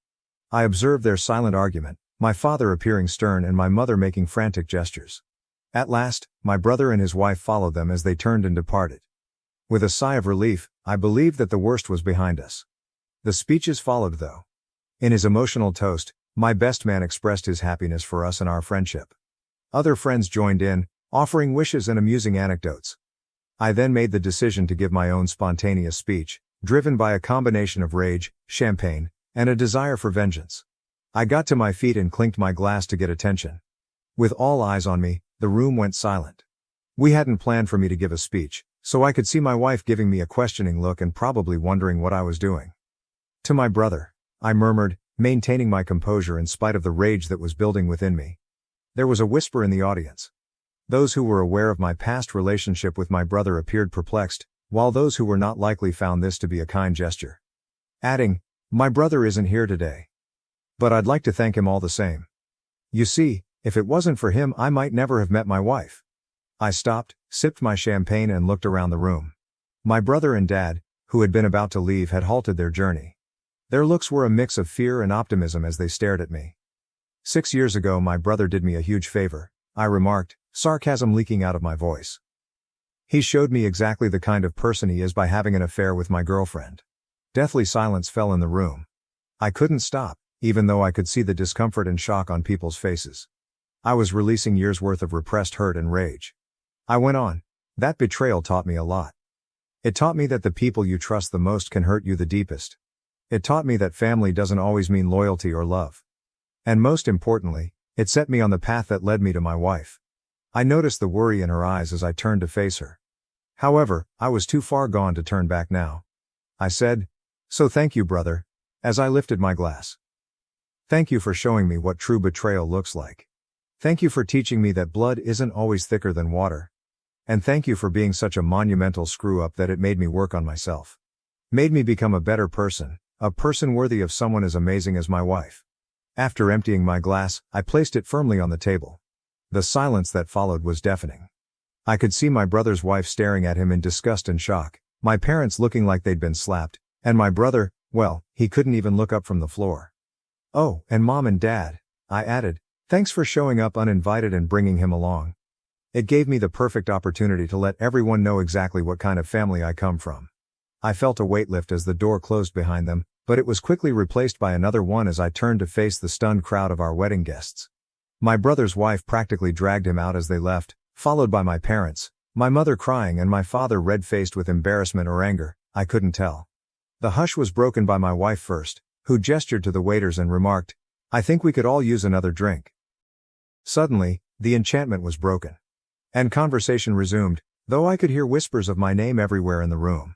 With a look of disappointment and worry on her face, my wife drew me aside and questioned, "Was that really necessary?"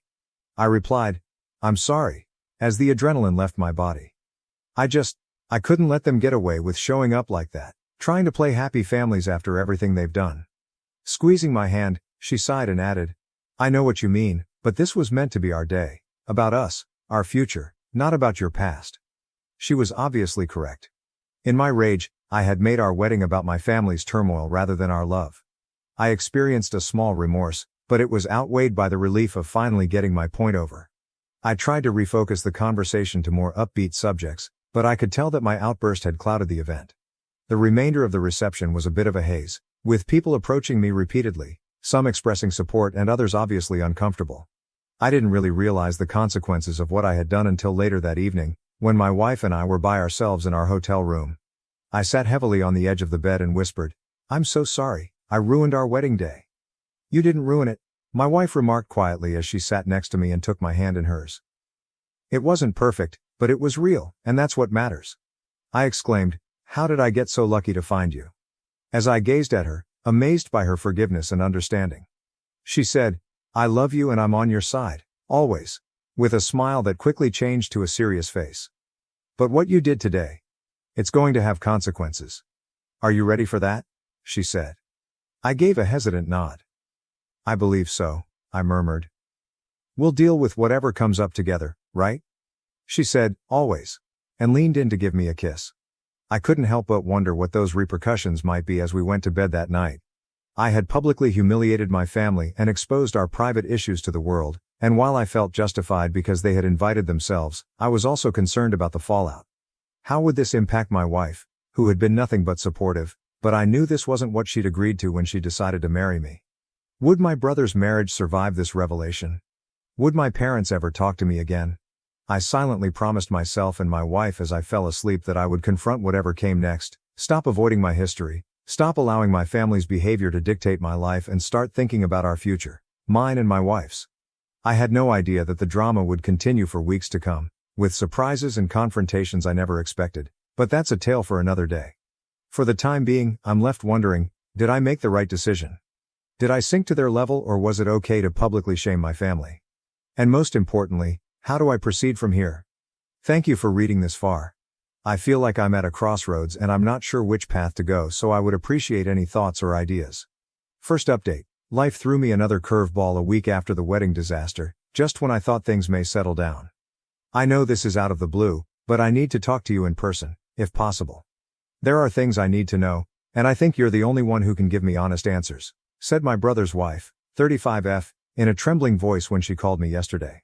Incredulous, I frantically tried to think of what she may want to discuss, and then it dawned on me: the wedding, my speech, and the disclosure of my brother's affair. As soon as I hung up, I went to locate my wife, who was working on some files in our home office, and she realized something was wrong after seeing my face. I told her I would consider it and get back to her. I told her what was going on, half expecting her to instruct me to keep my mouth shut, but my wife, as usual, took me by surprise. "I think you should meet with her," she remarked after giving it some thought. "You see, we can't change what's already done. However, your brother's wife is innocent in all of this. She is now enmeshed in a tangle that she did not cause. Don't you think you should give her some closure if you can?" She was correct, and even though I wanted to forget about it, I couldn't deny that my actions at the wedding had probably completely upended this woman's life. And she was pregnant, for crying out loud, and that the stress of it all couldn't be good for her or the unborn child. My wife agreed to accompany me for support, so I called my brother's wife back and set up a meeting for the following day at a quiet cafe. My heart sank when I saw my brother's wife enter. She looked exhausted and drawn, her eyes red-rimmed as if she had been crying. She must have been in her third trimester, and as she drew nearer, I could see that her pregnancy was even farther along than I had thought. This made me feel guilty once more. As she slid into the chair across from us, she said, "Thank you for meeting me. I need to know everything, from the beginning. I need to understand what happened between your brother and your ex-girlfriend. When it started, how long it went on. Everything." I inhaled deeply before telling her everything. How I had discovered the messages on my ex's phone. How I had confronted them both. How they had attempted to defend it by claiming to have fallen in love. How my parents had urged me to forgive them, and how I had severed all contacts with them. I kept a close eye on her expression while I spoke. She continued to be largely unresponsive, but I could see the anguish in her eyes and the faint quiver of her bottom lip. She was silent for a while after I was done, then she said, "Are you certain? Are you positive that it was him?" "Yes," I muttered. "I apologize, but I'm positive." Her hand instinctively moved to rest on her big belly as she nodded softly. "It was all a misunderstanding," he informed me. "Because you were attracted to his girlfriend and found it hard to believe she had chosen him. You severed relations with the family for that reason." Anger shot through me. He had lied to her, of course. Why had I anticipated a different outcome? I repeated, I apologize, as I was at a loss for words. She gave a headshake. Avoid becoming. You are not to blame. I'm at a loss on what to do. A baby is due in a few weeks. How can I possibly believe him? With someone who could do this, how can I raise a child? My wife gently raised her voice. I have no simple solutions. You're not alone though, and I want you to know that. We are here to help if you need it in any form. My brother's spouse gazed at her with an expression of surprise. Why? You're not even familiar with me. The simple response from my wife was, because it's the right thing to do. And regardless of what has transpired between the adults, that baby is family. With a wave of pride and affection for my wife, I nodded in accord. Of course, she was correct. My brother's child, my niece or nephew, shouldn't be affected by any problems I had with him. With passion choking her voice, my brother's wife responded, thank you. As of right now, I have no idea what I will do. However, it means a lot to know that I have support. We continued our conversation, exchanging contact details and forming provisional plans to keep in touch. She was about to depart when she stopped and gave me a serious look. She remarked, I can see why you did what you did at the wedding. I understand, but I'm not saying that was right. I am, in a sense, appreciative. At least I now understand the reality. We were both deep in thought on the way home. My wife finally raised her voice. Are you all right? She inquired. I let out a sigh. I'm not sure, I feel bad for hurting her. However, I'm also relieved that the truth has come to light. Is that really so bad of me? My spouse gave a headshake. It's a human. The entire scenario is complex and disorganized. There are no unambiguous right or wrong responses. Of course, she was correct. However, I couldn't get rid of the impression that this was only the beginning. The truth was now known to my brother's wife. But how would she use that knowledge? Would she go up to my brother? Drop him? What about the infant? I became aware that what I had done at the wedding had started a series of uncontrollable occurrences. My brother's wife and their unborn child were the first innocent people caught in the crossfire, and that was all I could do at this point. I looked to my wife as we walked into our house. I said, I appreciate you being here and helping me through this whole thing. She gave me a gentle kiss while grinning. Never, she answered. Remember that we are a team. I nodded, appreciating her steadfast assistance. At least I knew I wouldn't have to face it alone, no matter what happened next. But I couldn't stop thinking as I lay in bed that night, unable to fall asleep. What would happen tomorrow, and how many more lives would be impacted by the truth I had let loose? Second update. Since my last report 2 weeks ago, a lot has happened in the scenario. Even though I'm still processing everything, I feel obligated to tell you what has transpired. As I previously stated, my brother's wife contacted me in an attempt to get the truth about the events that transpired between my brother and my ex-girlfriend 6 years prior. I told her everything when we first met. To put it mildly, the talk was challenging. She contacted me again a week later, her voice emotional and tremulous. She said, can we get together again? I don't know who else to turn to, and I need to talk to someone. The following day, my wife and I met her at the same cafe. I was astonished by her appearance. I was concerned because she appeared even more worn out than previously, with pale skin and black circles under her eyes, especially considering how far along she was in her pregnancy. She began speaking as soon as she took a seat. With trembling hands she added, I confronted him. I asked him to be honest with me, and I told him what you told me. In the hopes that my brother had finally made up his mind, I held my breath. Naturally though, that was too much to ask for. She went on, her voice hardly audible above a whisper. He denied everything. He accused you of lying, claiming that you've always envied him, and attempting to destroy his life. He even implied that you might be the one who had the affair and that you're blaming him for it. I was furious, but my wife quietly pleaded with me to let my brother's wife finish. With tears in her eyes, she looked up at me and whispered, I didn't believe him. I wanted to, but he seemed to be reading from a script based on his reaction. And he became irate when I asked him for specifics. He has never before become upset with me. I realized then that you were being honest. Although I was glad that she trusted me, I was sad for her and her unborn kid. What will you do? My wife inquired softly. I had seen that my brother's wife frequently made this action when she was under stress. Her hand moved to her belly. I'm not sure, she said. I just don't see how I can stay with him, and I've been thinking about it constantly. I tried to sound objective as I inquired, are you thinking about getting a divorce? Slowly, she nodded. I believe I must. Someone who can easily lie to me and to everyone else around him is not someone I can trust, and I cannot raise a child with them. How would that set an example for our child? I was unable to refute her reasoning. I was impressed by her strength, if nothing else. My wife asked if you had spoken to a lawyer. The wife of my brother shook her head. Not just yet. Before I did that, I wanted to make sure. To be sure I wasn't overreacting, I suppose I wanted to speak with you first. I told her, you're not overreacting. My brother's actions constitute a grave betrayal of trust. Furthermore, it speaks something about his character that he is still lying about it today. She wiped away a tear and nodded. I understand.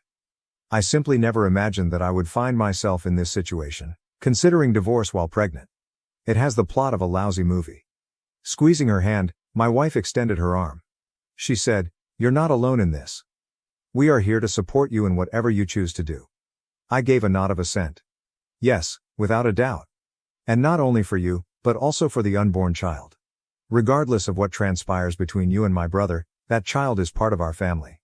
We spoke about her alternatives for the next hour. In order to understand her rights, particularly with regard to custody of the child, my wife advised that she speak with an attorney. I offered to assist her in locating a qualified therapist, who could assist her in processing her feelings and making rational decisions. My brother's wife appeared calmer and more focused as our meeting came to a conclusion. She remarked, I believe I know what I need to do. I need to do what's best for me and my baby, even though it won't be easy. We bid her farewell with hugs and vowed to keep in touch. I experienced a range of feelings as we watched her leave, including relief that the truth was known, pity for her suffering, and rage at my brother. My wife broke the stillness on the way home. Are you aware that this isn't finished? When your parents and brother learn that she is thinking about getting a divorce, they will respond. I let out a sigh. I understand. To be honest, I'm trying not to think about it. We have to be ready, she added. They may attempt to hold you accountable for this. Are you prepared for that? I considered it for a while. I reached out to hold my wife's hand and said, we'll face whatever comes up together, right?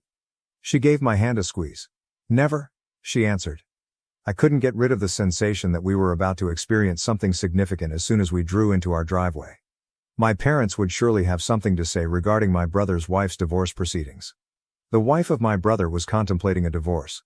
Without a doubt, my parents would become involved. And me, I was at the center of everything. But I felt like I was on the right side of things for the first time in years. With my wife by my side and the assurance that we were doing morally, I was prepared to confront the truth, no matter what came next.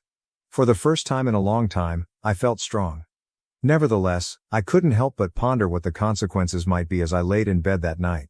What would my brother think if he found out that his wife was actually thinking about leaving him? Whose side would my parents choose this time? Time will tell, I suppose. However, I am certain of one thing. I will not allow the truth to be suppressed once more. Not now. Third update. Since my last update, which was a month ago, things have drastically changed. The decision to file for divorce has been made by my brother's wife. Last week, she informed me over the phone in a steady, resolute voice. She remarked, I've given it a lot of thought. I've spoken with a therapist and a lawyer. After everything that has transpired, I am unable to remain in this marriage. I was concerned about her future, but I was also happy that she was advocating for herself. She interrupted me when I voiced my worries about her raising the child by herself. I'm positive, she stated confidently. I would rather handle this alone than bring up my child in a home where lies are the norm. Both of us are worthy of better. She is currently living with her parents after moving out. My brother will shortly receive the divorce papers. My father called me out of the blue 2 days after that call. This was the first time we had spoken since the wedding. He sounded exhausted as he said, Son, we need to talk. Your sibling is in disarray. He claims that you're responsible for everything and that you have been telling his wife falsehoods. I could feel my temper building. Dad, those aren't lies. You are aware of what he did. You've known all along. After a long silence, my father's emotionally charged voice came back. I understand. I should have handled things differently back then. As should your mother. We were wrong to insist that you pardon him. I was taken aback. Neither of my parents had ever acknowledged their mistakes before. My brother wasn't managing the situation well, my father continued. He has been drinking a lot, my dad stated. He came to our house and said that you had destroyed his life. To try to resolve everything, Your mother wants to call a family meeting, he continued. Would you think about attending? I felt conflicted. I had a part that wanted to say no, to stop the family drama. Another aspect, though, seemed odd. I had assumed it had died years ago. Finally, I said, I'll give it some thought, but I'm not promising anything. I shared both chats with my wife after the call. After paying close attention, she questioned, what are you going to do? I gave a headshake. I'm not sure. A part of me wants to simply get rid of everything. She concluded for me, but another part wants to go to the family meeting. I gave a nod. She believed I should go, which surprised me. She remarked, this has been looming over your head for 6 years. Perhaps this is your opportunity to finally face it directly and put it to rest. What if it simply exacerbates the situation? I inquired. She answered, then at least you'll know you tried. And I'll be right there with you no matter what. That's the current situation. The wife of my brother is submitting a divorce petition. My sibling is going downhill. Additionally, I'm thinking of attending a family gathering that might either mend or reopen old scars. I have no idea what will occur. A part of me is afraid to face my family and all the hurt and rage that have been brewing for years. However, I also have a hopeful side. Perhaps that's a bold phrase, but I feel like my family has a chance for true honesty for the first time in years. I am confident that my wife will back me no matter what. And I know that by sticking to the truth, however difficult it may be, I'm doing the right thing. If I choose to attend the family gathering, I'm not sure if I'll provide another update. However, I would like to express my gratitude to everyone who has read these updates and provided guidance and support. Although it has been a challenging path, it has been so much easier to know that I am not alone. Good luck to me. I suspect that I will require it. My husband confessed to having an affair with my sister. Just as I found out I was pregnant, what should I do? I am 35F, and I have been married to my spouse, Henry, 37M, for 5 years. Our marriage seemed to be going well until my spouse suddenly admitted to having an affair with my sister. We both work as doctors at a large university hospital, you see. Outsiders may find that glamorous or satisfying, but it also adds a layer of complexity to our relationship. Our marriage hasn't always been picture perfect because of the long hours, the emotional toll of caring for patients, and the fact that we both have a strong passion for what we do. It has been challenging to balance our personal lives with our careers, and there have been times when the demands of our work have made things much more challenging. However, we were able to help one another through it all. He was my companion, and I never doubted for a moment that I would be with him for the rest of my life. Actually, I found out I was pregnant 2 months ago. Henry and I were excited to have children when we initially got married. Despite our best efforts and dreams, it simply never occurred for us. Even though we tried for a long time. We eventually came to terms with it. We gave up on making an effort, reasoning that if it was meant to be, it would come naturally. It was difficult to let go of that dream, but we put all of our effort into our relationships and occupations, believing that destiny would lead the way. I therefore refrained from drawing conclusions right away when I started getting morning sickness. A part of me assumed it might simply be work-related stress. In order to rule out the possibility, I nevertheless made the decision to take a pregnancy test. I was blown away when the test came back positive. It was such a time of great excitement and incredulity. I never imagined that I would be looking at that small test and knowing I was pregnant after all these years. Waves of emotions swept over me, and I had to take a seat to come to terms with the fact that I was pregnant. It was a mixture of wonder and happiness. My first instinct at the time was to tell Henry the news. After everything we'd gone through together, I knew how much this would mean to him. However, he was away at the time for a number of medical conferences. I chose to wait until he came back to tell him in person since this information was too crucial to convey over the phone or in a brief text message. I was aware that witnessing his response firsthand would heighten the significance of the situation. I had everything sorted out just right for the day Henry was due back from his trip. When I received the amazing news that I was expecting, I wanted to make the occasion extra special. I made lunch for us at our favorite restaurant, which we often frequented on special occasions or when we simply needed a little alone time. It was peaceful, comfortable, and stocked with all the foods we both enjoyed, so it was a place that carried many memories for us. As I thought about how this would be the beginning of a new chapter in our life, I tried to picture his reaction when I broke the news to him. However, I could tell right away that something wasn't right when I went to pick him up at the airport. Henry appeared distracted, seemingly absorbed in his thoughts. His greeting was different from his normal one. He didn't give me a warm embrace or show pleasure at seeing me after a long time apart. I could sense the disconnect in his manner, and he hardly even said hello. I attempted to dismiss it, speculating that perhaps he had been affected by the lengthy flights or the pressure of the conference. In an attempt to cheer him up and give us a chance to catch up, I brought up the reservation at our favorite restaurant. To my astonishment, however, he sighed, clearly annoyed, and suggested that we probably just go home and cancel. He sounded abrasive, as though the thought irritated him. I was surprised by his response. Since we didn't have any other important arrangements for the day, I figured that a lovely lunch would be the perfect way to help him relax. I told him that it would be better to have a brief lunch out and then go home because we would most likely wind up ordering takeout anyhow. He nodded curtly and let out an angry groan. Then, as though I hadn't been there, he resumed staring at his phone and distractedly scrolling while I took us to the restaurant. The tension between us was heavy by the time we arrived at the restaurant. Henry didn't say much as we sat down at the table. I questioned him about the conference in an attempt to start a conversation and diffuse the tension. His answers were one-word answers that didn't lead anywhere. They were brief, aloof and chilly. He was very different from that. Usually, following these excursions, he would tell tales of the individuals he encountered, the thought-provoking discussions he attended, or the novel concepts he discovered. However, he seemed to be keeping something back this time, and I couldn't help but wonder what was actually happening. To be fair, I had observed a minor change in Henry's conduct over the previous few weeks. He had begun to seem aloof before our lunch that day. Although I was a little worried, I dismissed it as the typical stress that comes with being a doctor. At first I didn't give it much thought because our professions are hard and frequently leave us exhausted both physically and psychologically. Because of the demands of our jobs, we had both experienced difficult periods in the past, so I figured this was simply another one. I kept telling myself that after his conference, he would feel better and we would return to our regular routine, and that he would finally open up after things had calmed down. However, I started to feel increasingly nervous as I sat across from him at lunch that day. Seeing him not recognize me and hardly speak. I made an effort to ignore my nervousness though. Even though we were at odds, I was anxious to inform him about the baby since I had waited long enough to do so. I hoped that by telling him about the pregnancy, he would suddenly stop worrying about whatever was hurting him and we could both enjoy this moment that would change our lives. Henry looked up from his plate just as I was getting up the nerve to tell him, just as I was ready to break the best news of our lives. He spoke in a calm, low voice, saying what I never thought I would hear. I have been unfaithful to you. I didn't really pay attention to what he said at first. For a moment I believed I had misheard the clatter of talking and clinking dishes that filled the restaurant. I laughed nervously and said, "To what?" As though he had said something incorrectly.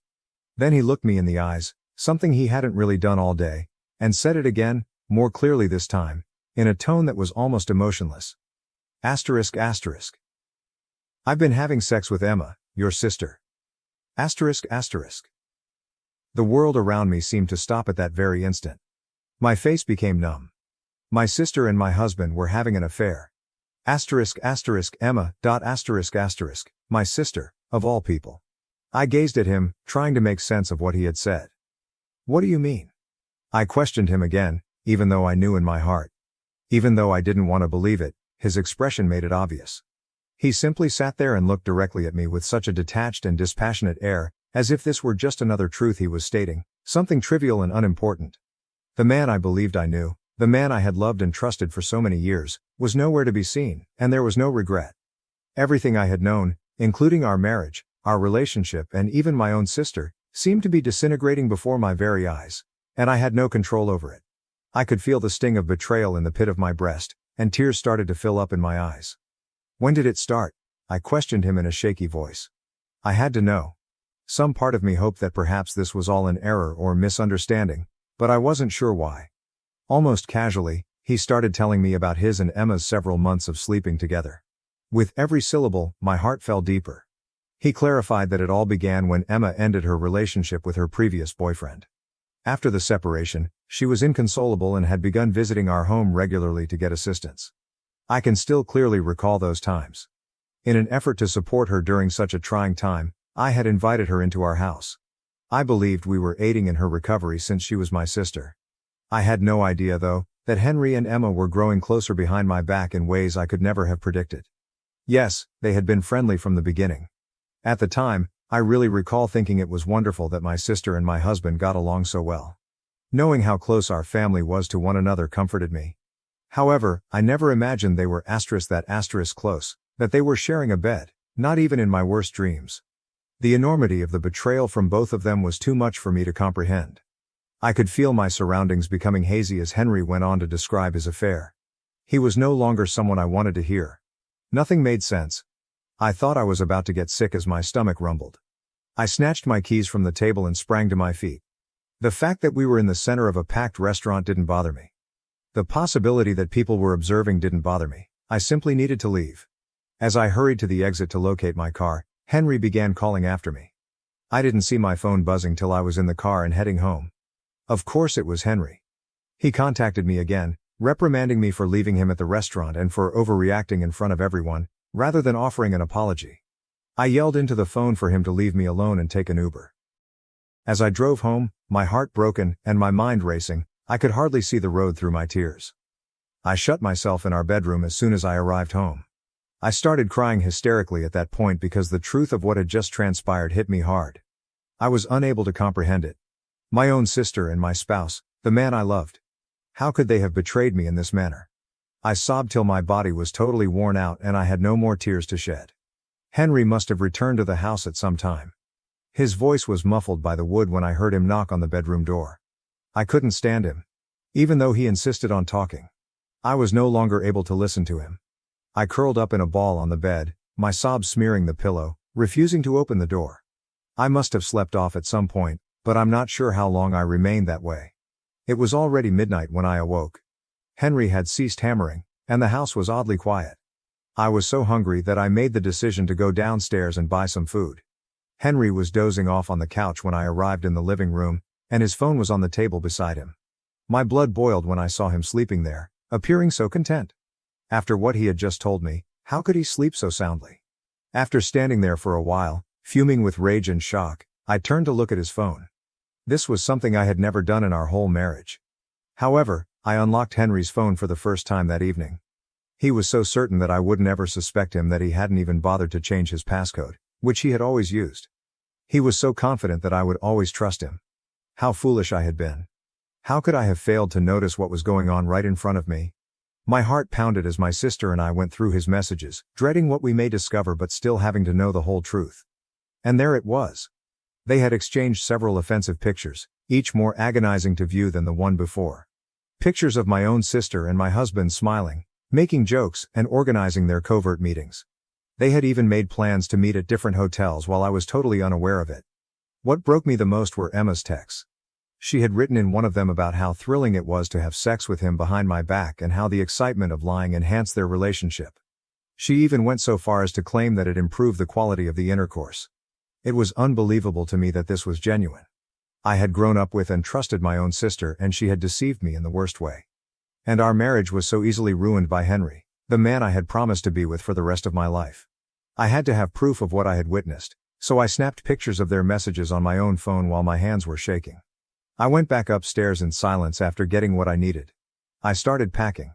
I was aware that I couldn't live in the same house as Henry. I couldn't bring up this child with a husband who had betrayed me and so severely damaged my trust.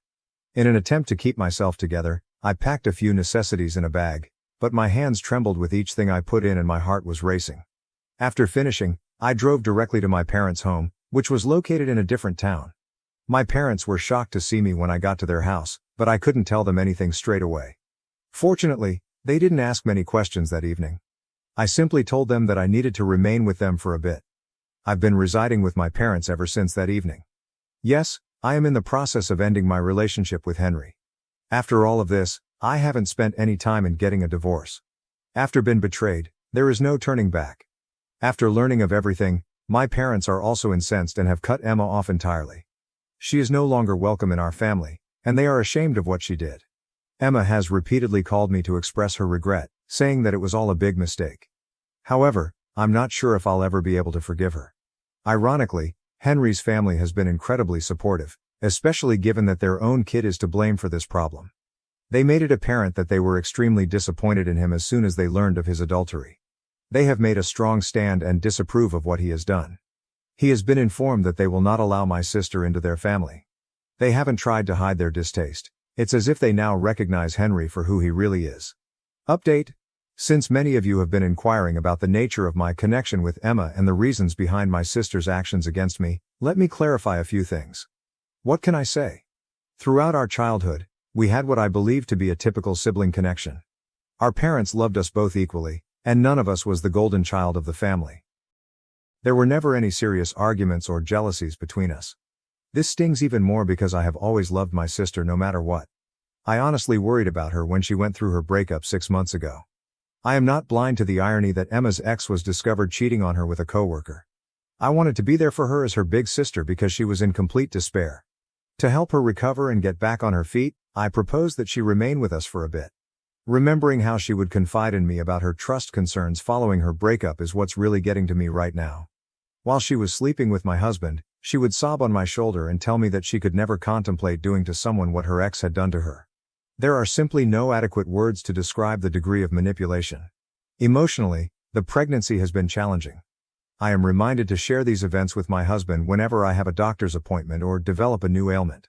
I'm dealing with this alone instead. Well, not totally alone. My parents have been amazing, and a few of my hospital co-workers have really come through for me. The impact this has had on our work lives is unexpected. Fortunately, Henry and I work in different departments at the same hospital. News of what transpired spread really quickly, and although most individuals have been professional, it's obvious whose side they support. Emma's response to everything has been especially startling. She appears to be very shocked that our parents have interrupted her. She continues to send them lengthy emails in which she emphasizes the importance of family unity and how she is still their daughter.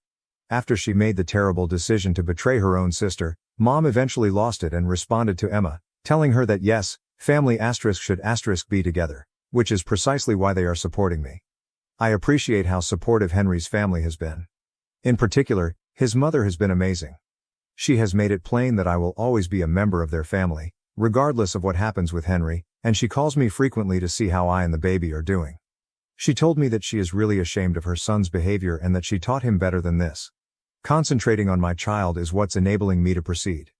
Every time I see them on an ultrasound or feel them move, it serves as a reminder that even the most dire circumstances can yield something lovely. Even though I'm still afraid of becoming a single mother, I know it's preferable to remaining in a marriage with someone who could completely deceive me. After learning about my pregnancy, I'm relieved Emma broke up with Henry. Unfortunately, he lost her as well. The man had the gall to end our marriage in the hopes of getting away with a younger me. Naturally, this does not imply that I will ever forgive Emma, but I am relieved that Henry is now alone. I'm taking each day as it comes for the time being. Despite all the stress, I'm attempting to concentrate on keeping my pregnancy healthy while the divorce proceedings proceed. I'm thankful to everyone who has helped me along the way, and I'm gradually realizing that sometimes the family you select is more resilient than the one you were born into. I have no idea what the future may bring, but I do know that my child and I both deserve better than what Henry and Emma did to us. Update 2: Henry made the decision to visit my parents' house once more in an attempt to make things better, but this time the situation worsened. He began by attempting to persuade me to reconcile. He explained to me that parents must occasionally give up something for their kids. He continued by saying that our child deserved to have 2 parents rather than just one. However, I had had enough of this story. I told him straight out that he didn't even *1* this baby until recently. For heaven's sake, he had wished for me to miscarry. And all of a sudden, he's talking about the value of sacrifice and family. He attempted to change his mind when I threw that in his face, claiming that perhaps he would change his mind after holding the kid. Like all his previous promises, his words were empty. I confronted him directly. He had an affair with my sister. We had almost little possibility of ever reconciling. However, Henry chose to turn the tables on me rather than take accountability. He began to blame me for his affair, claiming that I was constantly preoccupied with work and that I had not shown him affection for months. This was typical Henry, always attempting to place the blame elsewhere and make me feel responsible for his treachery. Before we were married, he was well aware of who I was. Before we met, we had worked together for years, so why was he acting so startled now? He began complaining about Emma at that point. He accused me of failing to recognize that he had been unfaithful to me for months and said that she had failed to support him when he was feeling weak. He seemed to be apologizing to me for not spotting him in the act sooner. By this time, I was furious. I bluntly informed him that he should quit blaming me for his adultery. His own parents, who had sided with me for a reason, were aware that what he had done was unacceptable. Henry sneered, his haughtiness returning, and declared that his parents loved him and would always forgive him. I was unable to contain myself at that point. I was honest with him, telling him that his parents had already chosen to deny him his inheritance and were done with him. Furthermore, our infant was receiving all of that money rather than him. When he realized, I saw his face fall apart. He was speechless for the first time since it all started. In a moment, his typical self-assurance and smugness disappeared. To be honest, I did get a sense of fulfillment from seeing him consider the repercussions of his behavior. He began screaming at me, calling me nasty and vile for ruining his life and expressing his regret that he had cheated on me earlier. Since this whole argument was becoming meaningless, I simply shook my head and requested him to go. Henry then became quite near to me and began yelling, which really unnerved me. At this time my parents, who had attempted to keep me in the other room, heard Henry's loud statements and came out to see how I was doing. My dad quickly came over and yanked Henry away when he realized that he was only inches from my face and that I was flinching. I saw my father strike Henry across the face. At first, Henry was confused and unable to comprehend what had just transpired. Then my dad, who was much taller than him, took hold of his collar, pulled him out, and pushed him out the door. I heard my father threatening him aloud that it would be his last day on earth if he ever revealed his face to us again. Henry has been completely silent for days after that. I suppose everything has really shook him up. Now that he hasn't texted or called, I can finally relax. I'm so appreciative that my father defended me, and I'm eager to get a divorce from this awful man and permanently end this phase of my life. Update 3. My previous update was 8 months ago. For those who have been following my journey, I just wanted to let you know how things are doing. Regarding my pregnancy, my daughter is doing well after I gave birth. In addition to continuing to see me, Henry's parents have established a trust fund for her. They have cut Henry off from the family and don't want anything to do with him. I have full custody of my child and have finally achieved the divorce I desired. For the time being, Henry's only duty is to pay child support. He paid a large amount of alimony because of his affair, but he didn't argue with me about anything during the divorce process. Henry made an effort to portray himself as a changed guy who merited partial custody during the custody proceedings. The judge, however, was unimpressed when his own parents testified about his actions and offered proof of his early rejection of the pregnancy, including his terrible yearning for a miscarriage. The best gift Emma could have given me after everything she did for me is that, although she still occasionally texts me, she hasn't disturbed me much overall. She attempted to get in touch with someone last month via a common friend, stating that she was interested in seeing her niece. I quickly shut that down. Despite being the biological aunt of my kid, she forfeited her right to participate in our lives when she decided to have an affair with my husband. The actual birth was a touching event. In fact, my mother and Henry's mother were in the delivery room with me. She swore to make sure her granddaughter would always know she was loved, despite her father's actions, and it was a wonderful moment as she held her for the first time. By making frequent visits and being the kind of grandma every child deserves, she has fulfilled her commitment. The most lovely thing that has emerged from this entire catastrophe is my kid. Fortunately, she doesn't look much like Henry, and she has my eyes. Every significant event, like her first giggle or grin, serves as a reminder that leaving was the right choice. Sharing these priceless moments with someone who had so severely betrayed me was unthinkable. Henry's parents have provided him with more than enough financial assistance. In addition to creating the trust fund, they have insisted on paying for all of my medical bills and assisting me in starting a college fund. Their grandchild should never have to rely on Henry for anything, they stated. Regarding Henry, he hasn't been around much, which is just how I want it. Beyond that, he hasn't shown much desire in being a father. He pays his child support on time, most likely because his parents are looking. He has reportedly been attempting to get back together with Emma, but she has reportedly moved to a different state and doesn't want to interact with him, according to mutual friends. Throughout it all, my parents have been my pillars of support. My dad, who has never been very emotional, becomes very mushy with his granddaughter, and they have assisted me in setting up a lovely nursery. Even after going through such betrayal, it is consoling to realize how much love is all around us. Considering everything that has transpired, I genuinely believe that I'm in a better place now. Though it no longer defines me, the betrayal still stings when I consider it. I'm not merely a woman who has had her sister and husband cheat on her. In addition to being a mother and a successful doctor, I reconstructed my life according to my own standards. I'm concentrating on my daughter's development and our new life together for the time being. Although it's not the life I had in mind, it's better than I could have ever dreamed of when I was attempting to work things out with Henry. Tricked into buying a house for my sister, I finally stopped being the family ATM and took back control of my life. This story has been consuming me for the past few months and I, 32M, need to tell it. It tells the story of how my parents tricked me into purchasing a home for them, then gave it to my younger sister Perry, 29F, and what transpired when I finally had enough. Be advised that this is a lengthy and intricate tale of financial exploitation, family deception, and ultimately defending oneself. My family had to constantly balance their finances when I was growing up. Even though we weren't impoverished, there was always a tension that was related to money. You could call my dad, 58M, a serial entrepreneur, but none of his business endeavors ever truly took off. He constantly pursued the next great chance, jumping from job to job. He would be selling life insurance one month, certain that he would succeed in the field, and then attempting to launch a home remodeling company the next, despite his lack of experience. Every new endeavor had the same cycle: initial enthusiasm, mounting annoyance, and unavoidable failure. The perpetual optimist, Mom, 55F, consistently supported Dad's decisions. She would say to us over dinner, "Your father is a visionary," just after he had left another secure career to take a chance on a dangerous project. He only needs one significant break.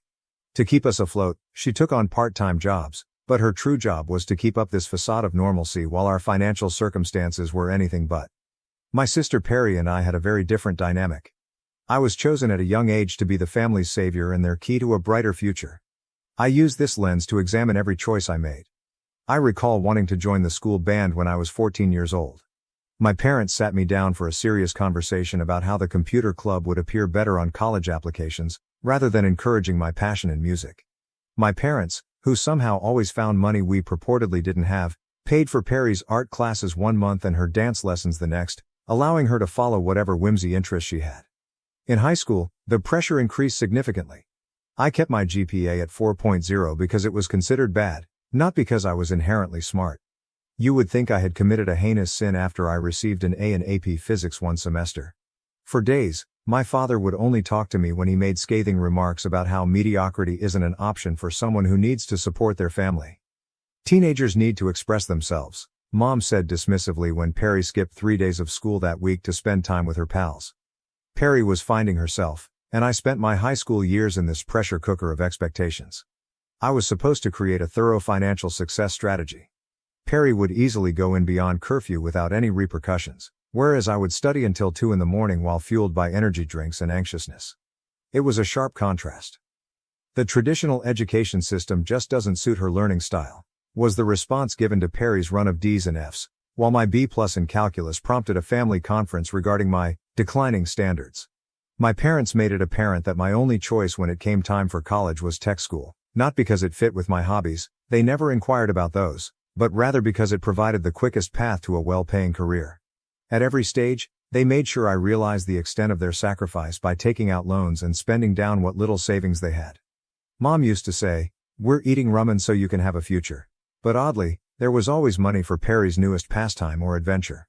Tech school was harsh due to the continual pressure from home as well as the challenging homework. I lived on the cheapest possible diet, worked part-time at a computer repair business in between classes, and was constantly reminded of my parents' investment in me. Every phone conversation featured an update on their financial difficulties as well as overt clues about when I might be able to reimburse them. Perry, meanwhile, left high school during her last year. In fact, my parents applauded her choice rather than the drama I would have experienced. "Not everyone is cut out for school," they stated. "She is courageous for pursuing her own goals." She spent the following years exploring her options, which included working as a barista, store clerk, dog walker and yoga instructor trainee, all of which were part-time positions that lasted no longer than a few months. Until she eventually quit because it wasn't fulfilling her soul, every new job she took was hailed as her genuine calling. I was hired by a burgeoning tech startup after I graduated from computer school. Although the pay wasn't particularly noteworthy by industry standards, it was more than my family had ever received. I recall phoning my parents to break the news, hoping for a single unadulterated moment of joy. Rather, Dad started figuring out how much I could give them per month right away, and Mom started making a list of all the bills they needed assistance with. To save money, I moved into a small apartment with 2 roommates. Although it wasn't ideal, I was earning enough money to buy a home of my own. I felt compelled to live simply in order to support my parents. I tried to balance their needs with my student loan payments and other living expenditures by sending them money each month. However, it was never sufficient. Dad would call with a remorseful speech about how they had given up everything for my schooling if I didn't send an extra month. My work became my haven. I poured myself into projects, gained a reputation for solving challenging issues, and began to advance in the company. Every bonus or promotion ought to have been a triumph, but instead they served as further sources of pressure. "So, you'll be able to help us more now, right?" was the constant inquiry, rather than "Are you proud of yourself?" or "What are your goals?" Perry's pattern of irregular employment and snap judgments persisted. When things went apart, she would return home after living with friends. She would enroll in online classes but stop midway through. Our parents were understanding and supportive of every setback. Despite the fact that she was well into her 20s, they would exclaim, "She's still young. She simply hasn't discovered her calling yet." What I assumed would be a typical Sunday meal at their rental apartment was actually the pivotal moment. Although I had been picking up on more clues than usual regarding their financial difficulties, I wasn't ready for what happened next. After all these years of investing in the family's future, Dad began to talk about how tired they were of renting, how their landlord was raising the rent once more, and how they needed a place of their own. The directness still took me by surprise, even though I understood where this was going. "Honey, we've been thinking," Mom replied, reaching across the table and taking my hand. "We've given up so much for you to reach this point, and you're doing fantastically now. Do you not think it's time to assist us in purchasing a home?" They let go of years' worth of pent-up guilt when I revealed that I was struggling to pay my own rent and save for the future. Dad talked about how they could have invested in me rather than saving for retirement. Mom sobbed as she talked about how all they wanted in their last years was stability. Perry, who was residing with them at the time, said that I was living comfortably while our parents were having financial difficulties. Months passed during the pressure campaign. They casually mentioned places they had seen in every phone conversation. Dad would share tales of their friends' kids who had done right by their parents, by purchasing properties, while Mom would email ads, just to look at. Perry even got involved, writing to me to say that after everything our parents had done for me, they deserved this one thing. Despite my best efforts, I was susceptible to their manipulation due to decades of indoctrination. The guilt became too much. Their age, their sacrifices, and their need for stability would keep me up at night. Though years of familial dynamics are difficult to overcome, my therapist, yes, I did finally start seeing one, warned me about setting limits. I finally gave in after months of psychological combat. I persuaded myself that this was the proper thing to do even though I had saved up a respectable sum for a down payment, money that ought to have gone toward my own future. The guilt trips would end once they had a home, I promised myself. At last, they would be content and I could begin to concentrate on my own life. I purchased a basic 3-bedroom home in a quiet neighborhood, nothing extravagant. The monthly payments were difficult, but I reasoned that if I kept up my thrifty lifestyle and lived with roommates, I could manage. Everything appeared to be going well for the first several months. My parents were ecstatic, telling friends and relatives how well their son had done them and showing off their home. However, the requests increased rather than decreased. They wanted to landscape the backyard because the neighbors would judge us, and they required new furniture because the old stuff doesn't seem right in this magnificent house. Every request was accompanied by the same old guilt trip. "After everything we've done for you." I continued to pay my mortgage, sending more when I could in an effort to pay it off sooner. I convinced myself that it was worthwhile to provide my parents with the security they had never had, even if I was still living with roommates and putting my own life on hold. They began discussing how nice it would be for Perry to have a secure location close by, and they made casual references to how she was assisting them in settling in, but I chose to ignore the warning flags. In hindsight, I ought to have anticipated this. I was so used to prioritizing their demands that I failed to notice all the warning signs. The events that followed compelled me to face the ugly truth of my family's relationships and make one of the most difficult choices of my life. Update 1. I'll tell you what transpired when I paid a surprise visit to the house I purchased. I wish I could say I was shocked by what I discovered, but perhaps I had a sneaking suspicion this kind of stuff was coming. It all began one weekend when I attempted to phone my folks to talk about the additional mortgage payments I had been making. They never missed an opportunity to discuss money, so it was strange that neither of them answered. I made multiple efforts before deciding to drive to the residence. Everything changed because of what I discovered there. Wearing pajamas as if she owned the home, Perry answered the door. She didn't say, "Hey, nice to see you," or even, "What's brought you here?" Rather, she asked, "Oh, what are you doing here?" With an irritated expression, as though I were breaking her schedule. As I stood there, I tried to take in everything I was seeing. I felt sick to my stomach when I entered. The entire house has been converted into Perry's private area.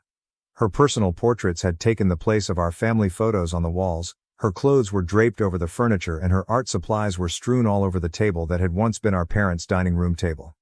She was allegedly now a budding social media personality, and the spare room had been transformed into some sort of creative studio for her latest business endeavor.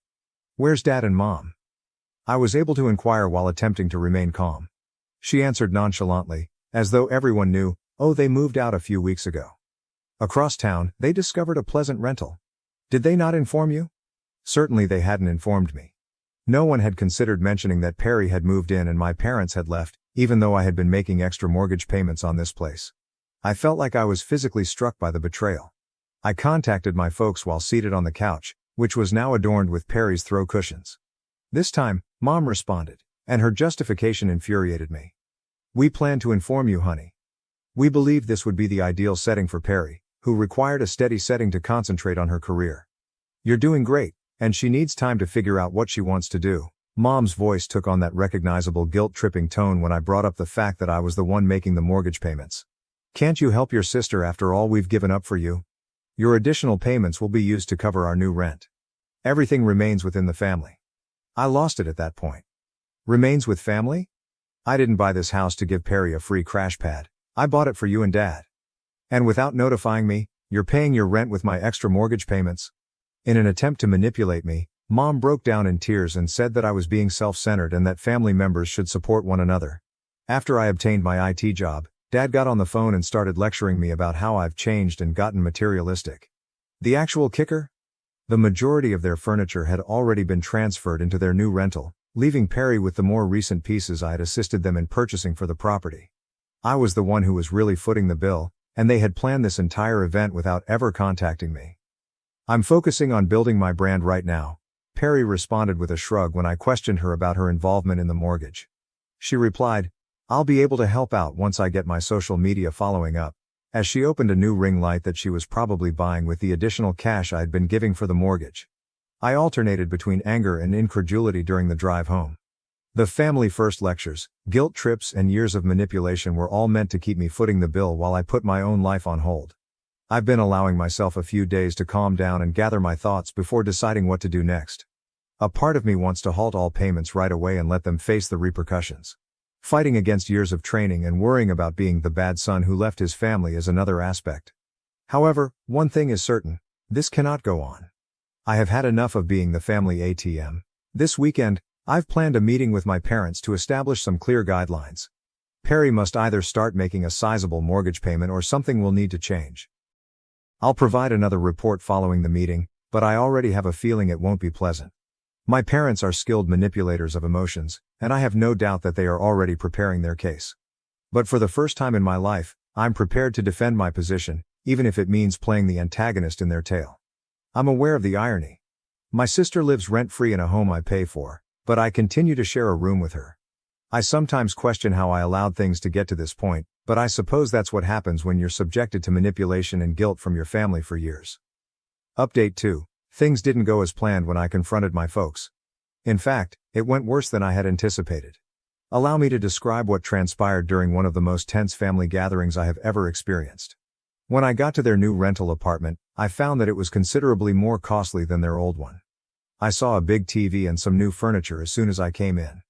I could now pinpoint the precise source of my additional mortgage payments. They had purposefully scheduled this meeting for a family meal, presumably in the hopes that I wouldn't object when food was involved. In hindsight, I should have anticipated that they would work against me, but Perry was also present, which was not in my original plan. They started their plan before I could even begin to talk about the house problem.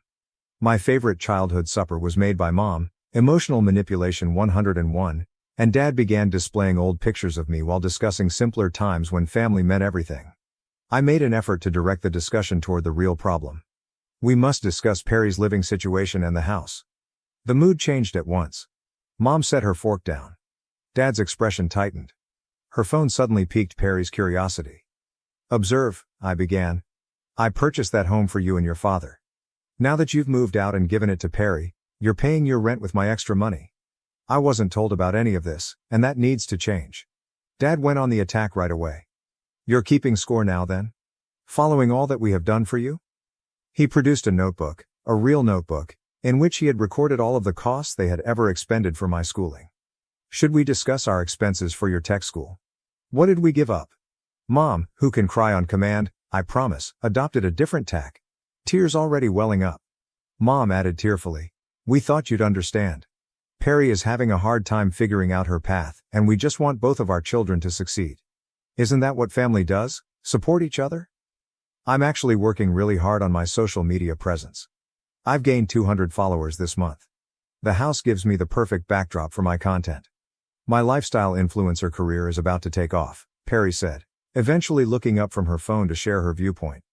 Perry, you're living rent-free in a house I'm paying for while I'm still sharing an apartment with roommates. How is that fair? I was hearing, and I couldn't believe it. Not everything is about money. You're so privileged with your tech job, you don't understand how hard it is for creative people like me, she said, rolling her eyes. Then they delivered another bombshell. Mom hesitantly said they had already gotten quotations for the makeover and told Perry she could turn the garage into a content creation studio, expecting me to pay for it, of course. This stops now. Either Perry starts paying her fair share of the mortgage, or we need to figure out a different arrangement. I lost it at that moment. We put you through school. We sacrificed everything for your success, and now you're going to deny your sister the same chance, said Dad, slamming his hand on the table. The same chance? I chuckled sourly. This isn't about chances, it's about responsibility. Perry left high school and has never worked for more than 3 months. How can you be so cruel? We raised you better than this. Perry needs stability to pursue her dreams, Mom said, her tears growing more intense. I yelled back, what about my dreams? I've sacrificed everything for this family, including my own dreams, living with roommates, saving for the future and paying for a house I can't even live in. From there the debate got more heated as Dad began to enumerate all the sacrifices they had ever made for me. Mom continued to sob about her commitment to the family, and Perry accused me of being envious of her imminent success. Starting next month, I'm only paying the basic mortgage, no extras. I finally made my ultimatum. If Perry wants to stay in the house, she needs to contribute. If not, we need to sell it. Mom complained that I was ruining the family, Dad branded me materialistic and ungrateful, and Perry stormed out, accusing me of ruining her career before it had even begun. You would think that I had suggested setting fire to an orphanage. On the journey home, I began to reflect on all the years I had spent trying to please them. All the sacrifices I'd made, all the guilt I'd carried, and for the first time, I realized how manipulative they were. I left that night feeling both exhausted and oddly free. Dad sent multiple angry texts about my betrayal. Perry has posted ambiguous social media updates about toxic family members and dealing with haters. Mom has been calling nonstop and leaving heartfelt voicemails about how they can't afford their rent without my help, and I've already contacted the bank to stop the extra payments. I've been the family ATM for too long, putting everyone else's demands before my own, but I'm not giving up this time. If they can't see that, perhaps more serious measures are in order. For the first time in my life, I'm willing to put myself first, even if it means becoming the antagonist in their story. But I have a sense that this isn't quite over yet. Update 3.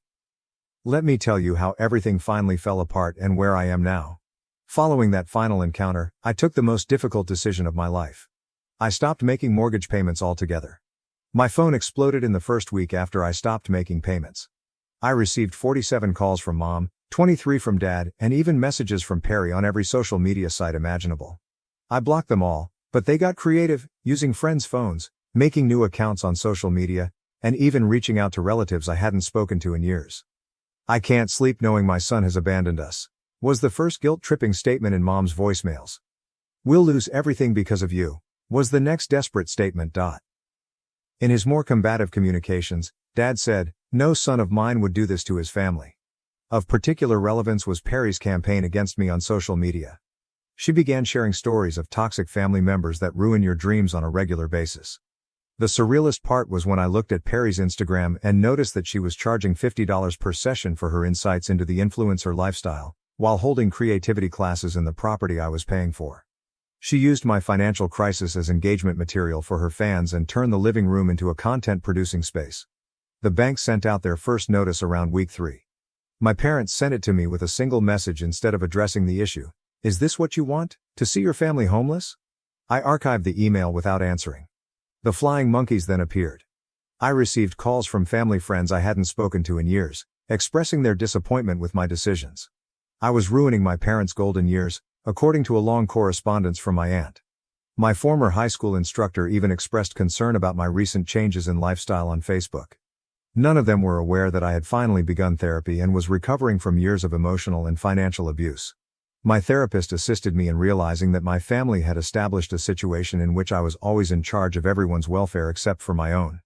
Perry's Rise Above Surviving Family Betrayal podcast, which was taped in a house I purchased, was the true turning point. The first episode focused on her affluent tech bro brother's jealous attempts to crush her goals. In fact, she was able to garner a modest following from those who understood her plight. The bank's notices grew more serious after the second month. My parents changed strategies and sent me pictures of homes they were considering, all of which were far less expensive than the rental they were renting at the time. Mom texted from a different number, "See, we're trying to compromise." However, I saw that Perry had not yet been asked to help or find a space of her own. Perry hosted a Farewell to My Dream Space broadcast, complete with theatrical monologues about overcoming adversity, in response to the approaching foreclosure. For her emergency relocation fund, she even created a GoFundMe page, carefully omitting the fact that she had never made any payments on the residence. Finding out that Perry had been renting out one of the rooms to another content provider and keeping the money for himself was the last straw. This came after Mom had called me in tears, explaining that they were unable to make any mortgage contributions. Perry had to quickly relocate her content development business back to our parents' rental when the bank eventually gained ownership of the house. She took care to record everything for her fans, portraying herself as a victim of uncontrollable events. I found it ironic that she never mentioned the true source of the house's funding. Dad gave me a final call, which I did answer. His voice was low, almost defeated rather than the rage I had anticipated. He remarked, "We really thought you'd cave. We never thought you'd actually let the house go." I learned all I needed to know about their perception of me from that admission. They saw me not as a son but as a steady source of revenue that they could control whenever they wanted. The fallout has been easier and harder than I anticipated. More difficult since there is a gap when you break off communication with your entire family, no matter how toxic they may be. It's easier since I'm solely accountable to myself for the first time in my adult life. I currently live in my own apartment. Though small, it belongs to me.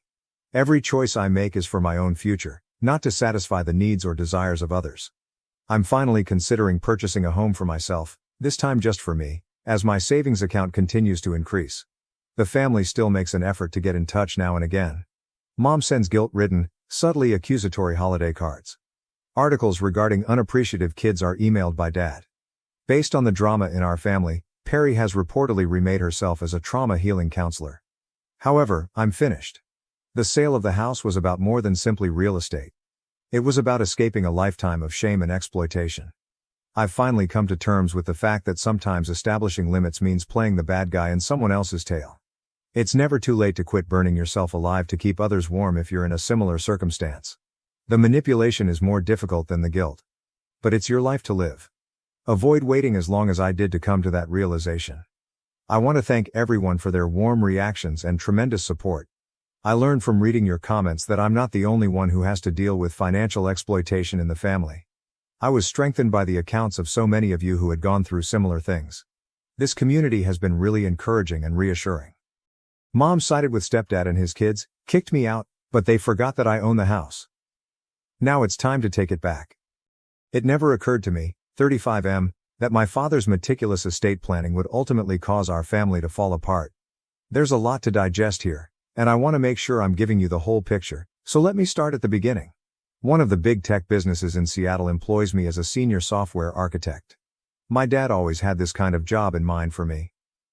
"Technology is the future," he would exclaim proudly after I was accepted to UW's computer science program. He had a profitable construction business and wasn't a techie, but he had a remarkable knack for predicting trends. Beginning with the recession of the late 1980s, Dad started his construction business from the ground up throughout some of the most difficult periods in the industry. He took on projects that other contractors wouldn't take on, using only a pickup truck and his tools. Back then, Mom told me, they lived in a small apartment and were frugal, but Dad had this unwavering faith in his vision. He would frequently remark, "The key is to build relationships, not just buildings." That way of thinking got him through his difficult early years. Dad's business was unique because of the way he treated both customers and staff. Even if it meant losing some bids to rivals who made exaggerated deadline promises, he was a firm believer in open pricing and truthful schedules. First, establish trust, he would advise. He was correct when he said, The profits will follow. His business, which was renowned for taking on intricate restoration projects requiring both technical expertise and historical sensitivity, rose to prominence in the Seattle area by the mid-1990s. Because of the devotion he had developed with his clients and staff, Dad's business survived the 2008 financial crisis, when many construction companies were failing.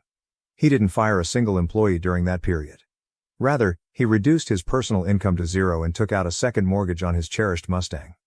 I learned more about leadership from watching him handle that issue than I could have from any management course. Your employees are your extended family, he told me. You take care of them, they'll take care of your business. I didn't realize at the time how much his managerial approach affected my own career. Many of his ideas were put to use when I was promoted to team lead at my software business. I established thorough documentation procedures for our code, much as he had kept thorough project logs for every building site. I was able to lead my development team through challenging project deadlines thanks to his attention on fostering good relationships. I met Emily, 34F, at a hackathon in my junior year. She assisted in planning the event while pursuing her studies in business administration. Despite my lack of sleep, energy drink addiction, and likely messy appearance, she somehow found my love of code charming. From the first time he laid eyes on her, Dad fell in love. He told me, "She grounds you." Following their first meal together. "Don't let this one get away." After college, Dad even assisted Emily in launching her own marketing firm. He introduced her to his network of local company owners, showed her how he drafted his contracts, and shared his business objectives with her. He would tell us, "Success isn't just about what you know. It's about helping others succeed too." Dad was always imparting his expertise and educating. Those formative years were unique. Emily and I would always make the drive to my parents' house on Sundays to have dinner. We would all sit on the back deck that Dad had constructed and chat about everything and nothing while he lit the grill. Even though he couldn't understand the majority of the technical details of my most recent work, he would still ask in-depth inquiries. Mom used to say, "There they go again with the computer talk," with a loving eye roll. Dad's pride and joy was the house itself. He purchased it with the proceeds from his first significant construction job in the 1990s, which was a historic restoration project that made his business famous. In one of Seattle's older neighborhoods, this lovely craftsman-style home features a wraparound porch and a garage that he transformed into the most well-organized workshop you've ever seen. Labeled and placed with almost fanatical precision, each tool has its place. Dad handled the house as though it were a living example of his skill. Every renovation was meticulously organized and recorded. Every repair, improvement and paint job was documented in a thorough spreadsheet that he maintained. "A house is like a living thing," he would say as he demonstrated for me how to clean the gutters or inspect the foundation.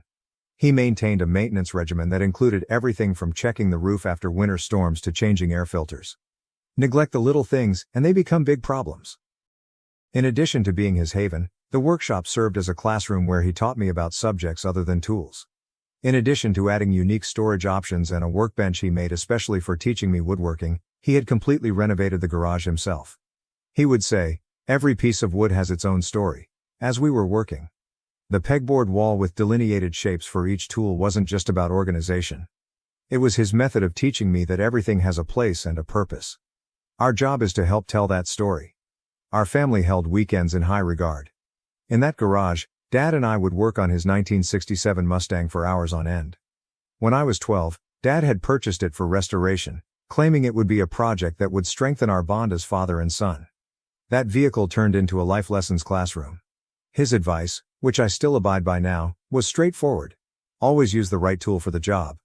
Or shortcuts look tempting, but they'll cost you in the long run. Although Dad might have completed the Mustang project in 1 year if he had so desired, it took 3 years. However, he was more interested in the process than the final destination. I learned everything from project management to fundamental mechanics from him. We took pictures of every component we changed, recorded each step and maintained thorough logs of our development. "This isn't just about fixing a car," he would affirm. "It's about learning how to break down big problems into manageable pieces." I found that lesson to be really helpful in my profession as a software developer.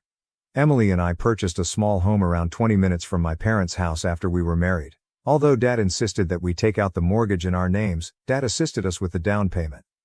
"You need to build your own credit history," he clarified. "It's about standing on your own feet." He taught me how to install ceiling fans and fix drywall as he worked on our renovations on the weekends. He was preparing me for the responsibilities of home ownership even back then. At this time, my career was really taking off. I'd just received a promotion to team lead, overseeing a team that was creating cloud infrastructure solutions. I enjoyed every second of it. Even if the hours were long and the strain was great. During my lunch breaks, Dad would frequently call to check in, without discussing anything specific. He was aware of the demands of managing a group and overseeing the work of others. "Remember to delegate," he would say. "You can't do everything yourself, just like I can't build a house alone." When Dad initially stated feeling exhausted all the time, we were discussing the possibility of starting a family. He continued to put off seeing a doctor, despite Mom's insistence. "Just working too hard," he would dismiss our worries. He was working on his largest project to date, a multi-million-dollar development deal that would have established his business for the ensuing 10 years. In retrospect, I regret not pressing harder and insisting on those examinations sooner. Perhaps things might have turned out differently. At the time, the business was expanding quickly. Dad was discussing growing into historical restoration projects in the Pacific Northwest and had recently launched a second office in Portland. He has established a reputation for updating the infrastructure of historic structures without sacrificing their character.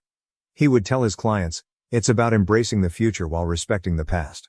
Everything he accomplished, including his personal and professional life, was impacted by his love of preservation. The Mustang was the subject of our last meaningful discussion.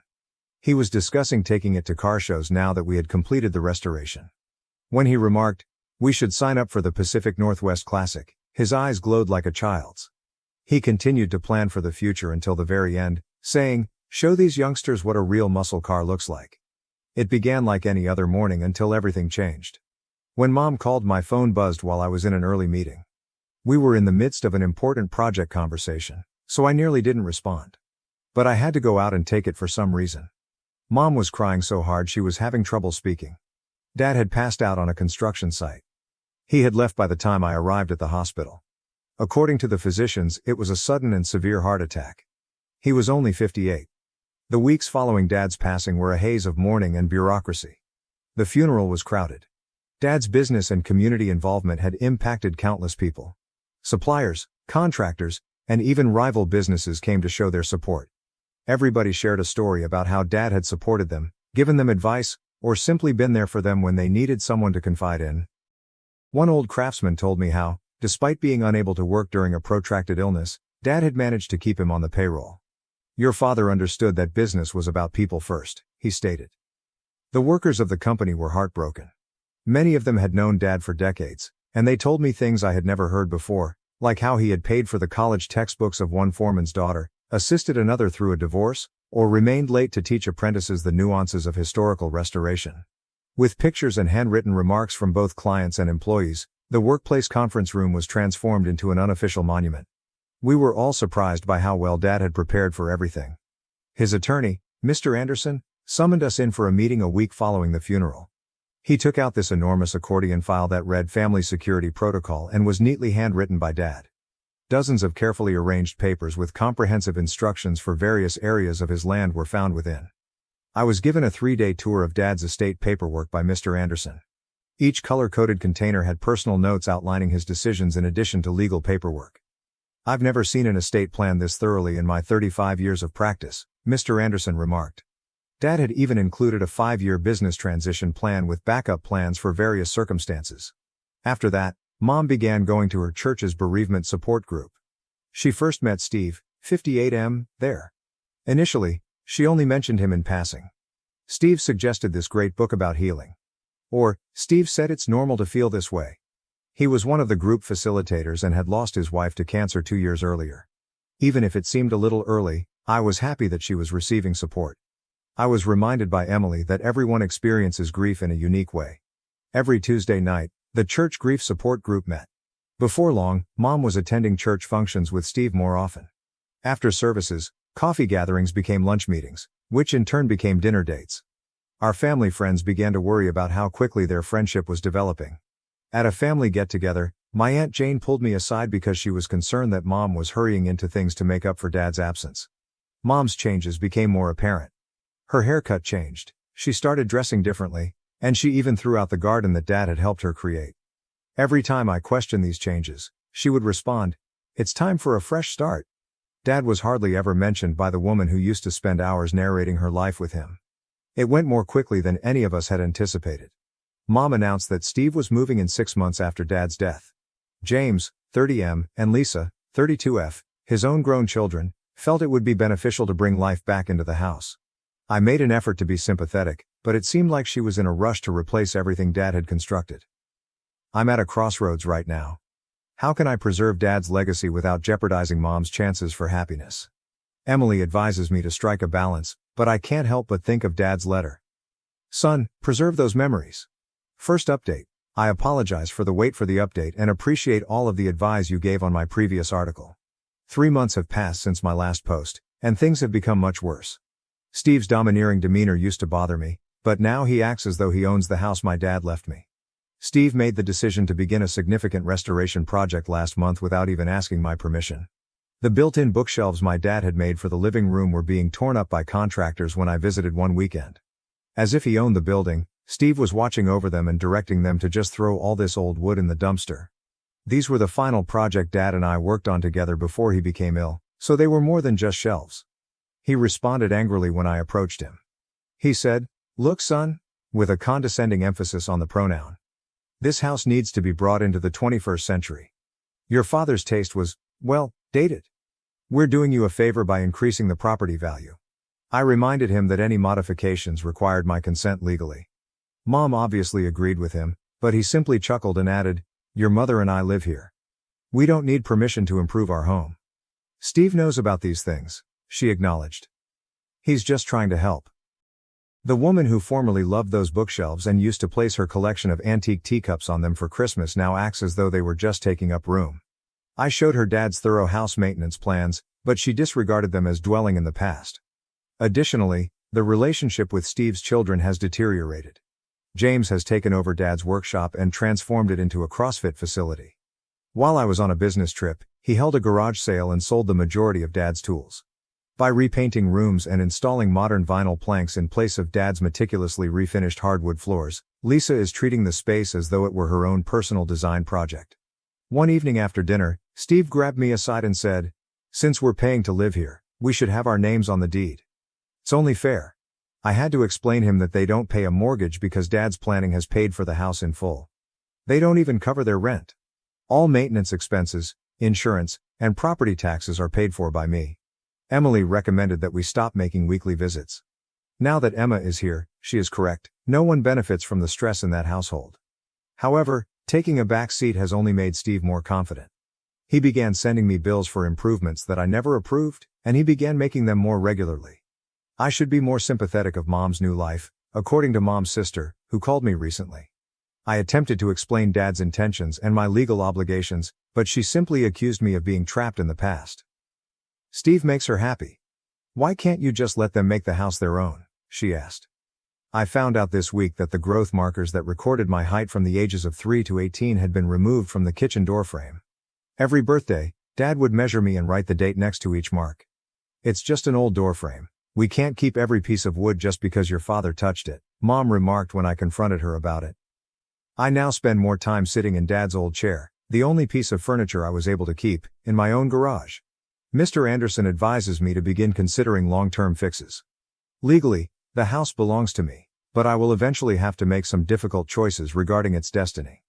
When does being the bad guy become more important than preserving your father's legacy? And when your whole family opposes you, how do you defend the moral high ground? Update 2. I appreciate all of your advice regarding my previous post. The situation has reached a breaking point and I've finally made a choice that will most likely alter everything. I spoke with my financial advisor about the house situation last week. We may make a sizable rental income, enough to cover Emma's future college fund, because nearby property values have risen by 40% in the last 3 years.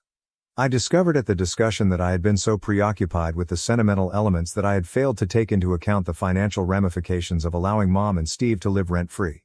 Everything went haywire when I brought this up to Mom in our weekly conversation. She yelled into the phone, "You can't do this to us. This is where we call home. Steve has worked really hard on it." She refused to listen when I tried to explain that I was only considering my choices. She continued to talk about all the enhancements they had made, utterly disregarding the fact that I had never given my approval for these changes. An hour later, Steve called. He was upset, and his tone was different from his usual arrogant demeanor. "Listen here," he announced. "In this house, we have established a life. Because you're missing your father, you can't just walk in and ruin everything.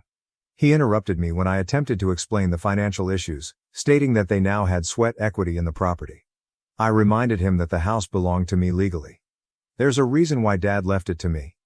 Your father isn't here anymore, he replied. You must consider the living. I talked to Emily about it and talked to Mr. Anderson about it before deciding on it the following day. When I arrived at the house, Mom and Steve were working on yet another remodeling job. In the dining room, they had begun ripping out the original crown molding, which Dad had specifically milled to blend in with the house's antique style. That image made me more determined.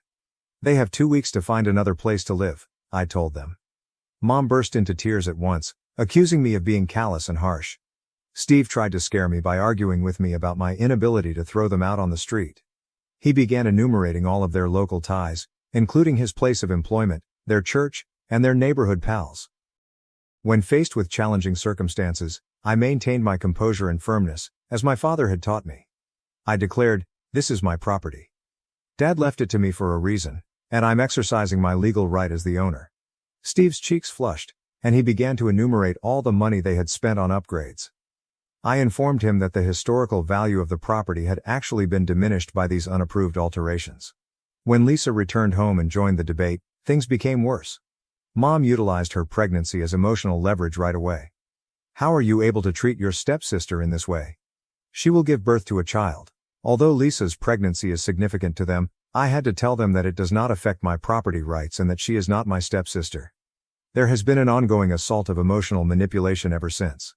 Mom's whole family has banded together to oppose me. Her sister called, sobbing, and said their parents wanted to make sure Mom was safe.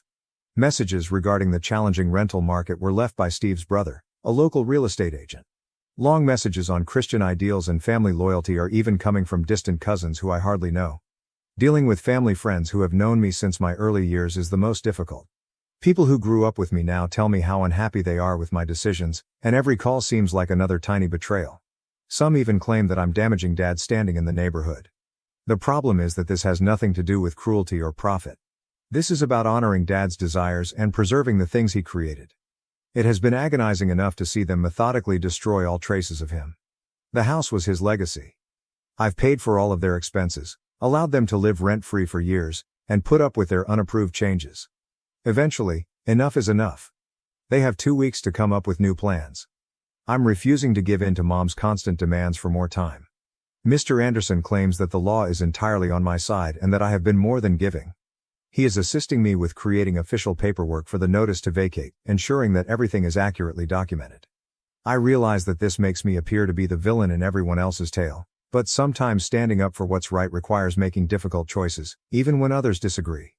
I learned that from my dad. Third update. We appreciate everyone's help at this trying time.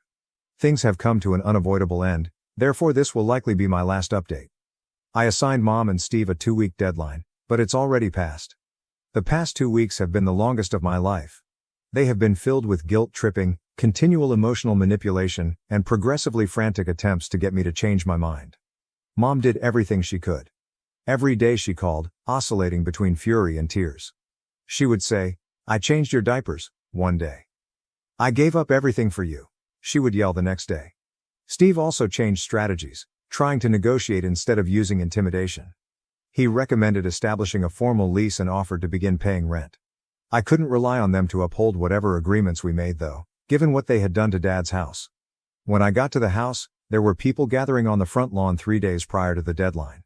Mom had enlisted the help of friends from church, family, and even some of Dad's former business partners.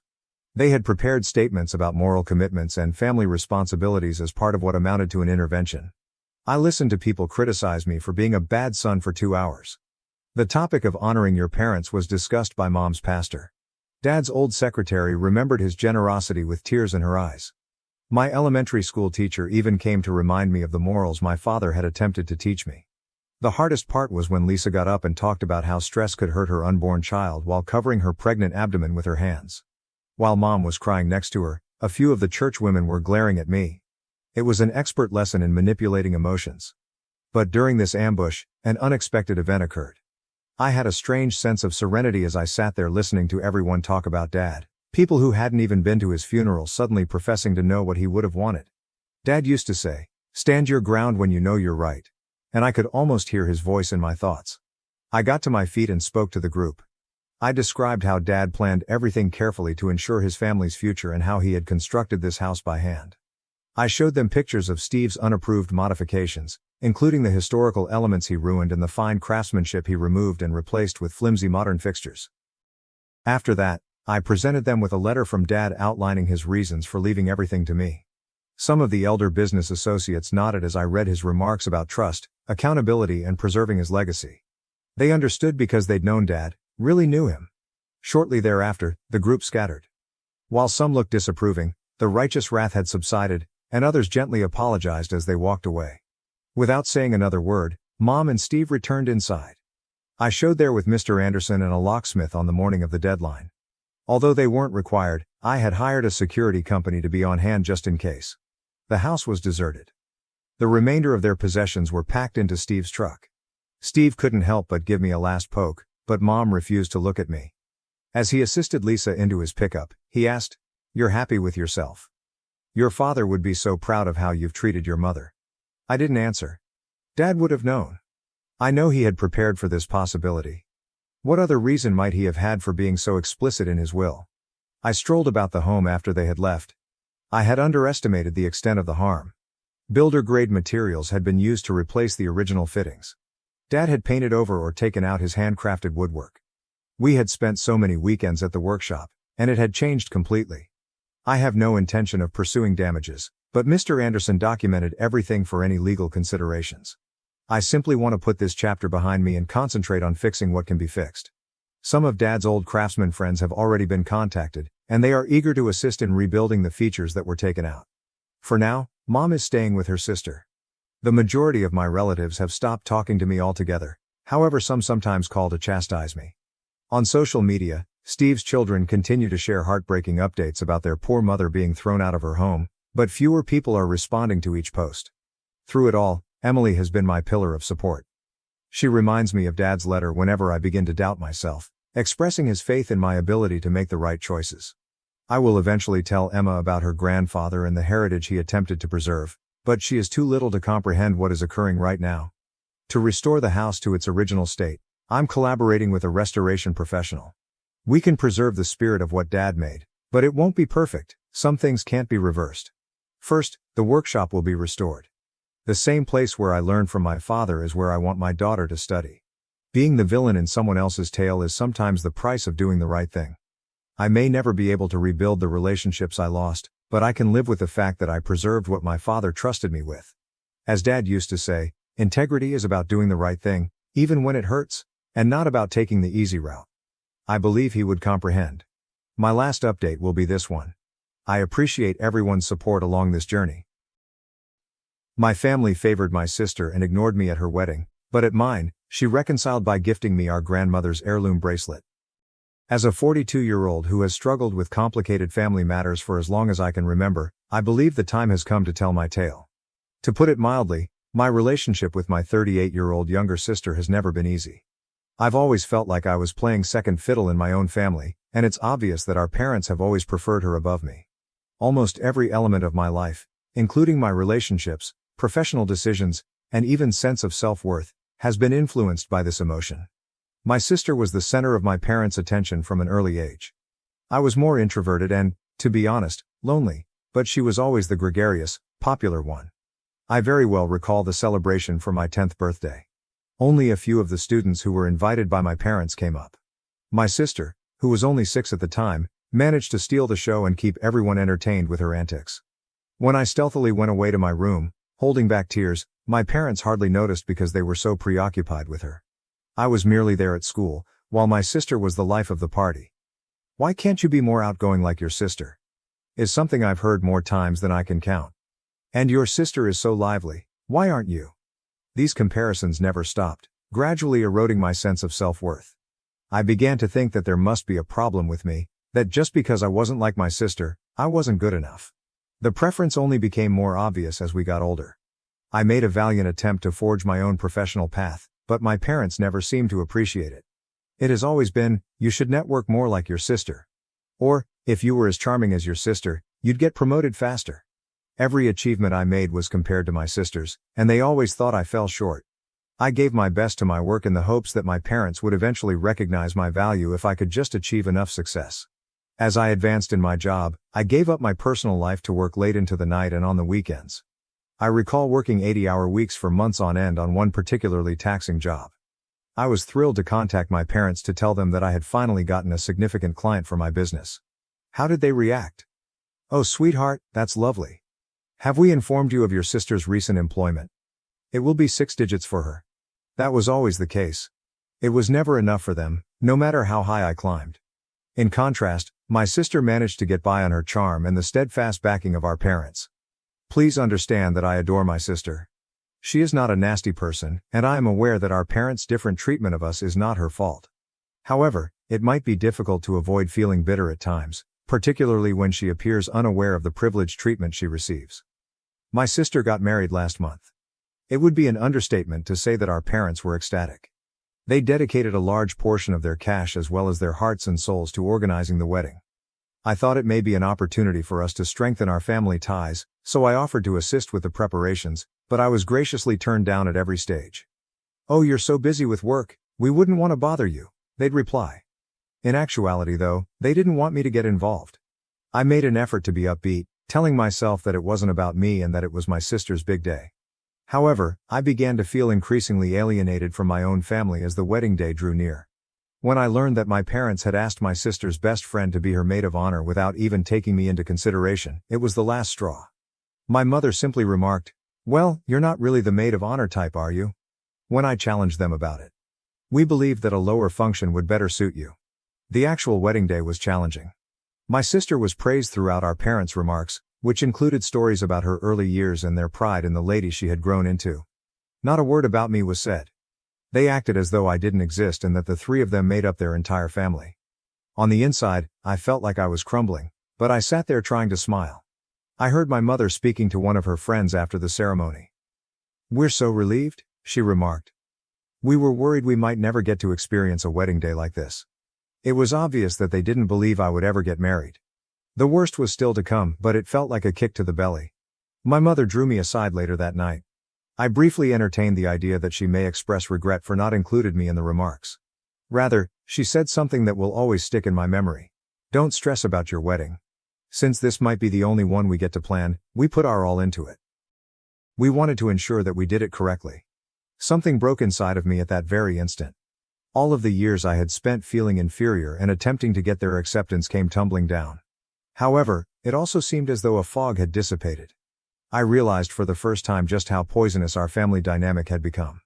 The problem is that I'm not some lonesome spinster that they should be concerned about. 39M, my amazing fiancé, believes in me and loves me for who I am, not what he believes I should be. He has supported me through all of this family dysfunction over our 2 years of dating. It was him who persuaded me to go to therapy and begin addressing my problems with self-esteem. 3 years ago, I met my fiancé during a seminar at work. I was reluctant to let him in at first. I'd been scared of partnerships for years because I felt unworthy. However, he was gentle and patient, gradually dismantling the barriers I had put up around myself. I can still clearly recall the instant I knew I was falling for him. As we spent a peaceful evening together, I told him about a challenging workday. He simply listened without trying to solve problems or make things better. Then he said, "You realize how wonderful you are? You are amazing in the way you approach problems and the way you take pride in your job." I felt genuinely noticed and valued for who I am for the first time in my life. All of this familial drama has been greatly supported by my fiancé. He has comforted me when I've sobbed following tough phone conversations with my parents. He has urged me to put my own mental health first and to establish limits. Furthermore, he has never made me feel inadequate or likened me to my sister. Since college, 41F, my incredible best friend, has been by my side. When I'm feeling overwhelmed by self-doubt, she's always there to remind me of my strengths. She repeatedly reassured me that I deserved more while holding me while I sobbed after the wedding. In my life, our connection has consistently provided encouragement and affirmation. She has witnessed my darkest moments and has never passed judgment on my difficulties with my family. Rather, she has consistently provided me with a sympathetic ear, a shoulder to weep on, and occasionally a harsh reality check when I begin to internalize my parents' criticism. Building a life away from the influence of my family has also been greatly aided by my best buddy. She is the one who inspired me to follow interests and pastimes that I find enjoyable, even if they don't align with my parents' preferences. Because of her, I've developed a love for painting, which I never would have attempted if my only goal had been to please my parents. For me, these painting sessions have turned into a kind of therapy where I can release feelings that I've suppressed for years. I'm currently working to take back my life and my self-esteem. I'm attempting to strengthen my sense of self while in treatment and healing from years of emotional neglect. It's not simple. On some days I can still hear my parents' judgmental voices telling me that I'm not good enough. However, I'm learning to confront those ideas and remind myself of my own value and potential. My fiancé and I are discussing our own wedding plans, which will be small and personal and accurately represent who we are as a pair. It's thrilling, but it also evokes a wide range of complex feelings. To show my parents that I'm deserving of a celebration, I secretly hope to have the lavish wedding my sister had. However, I'm making an effort to remind myself that this day should be about me and my fiancé, not about giving my family proof of anything.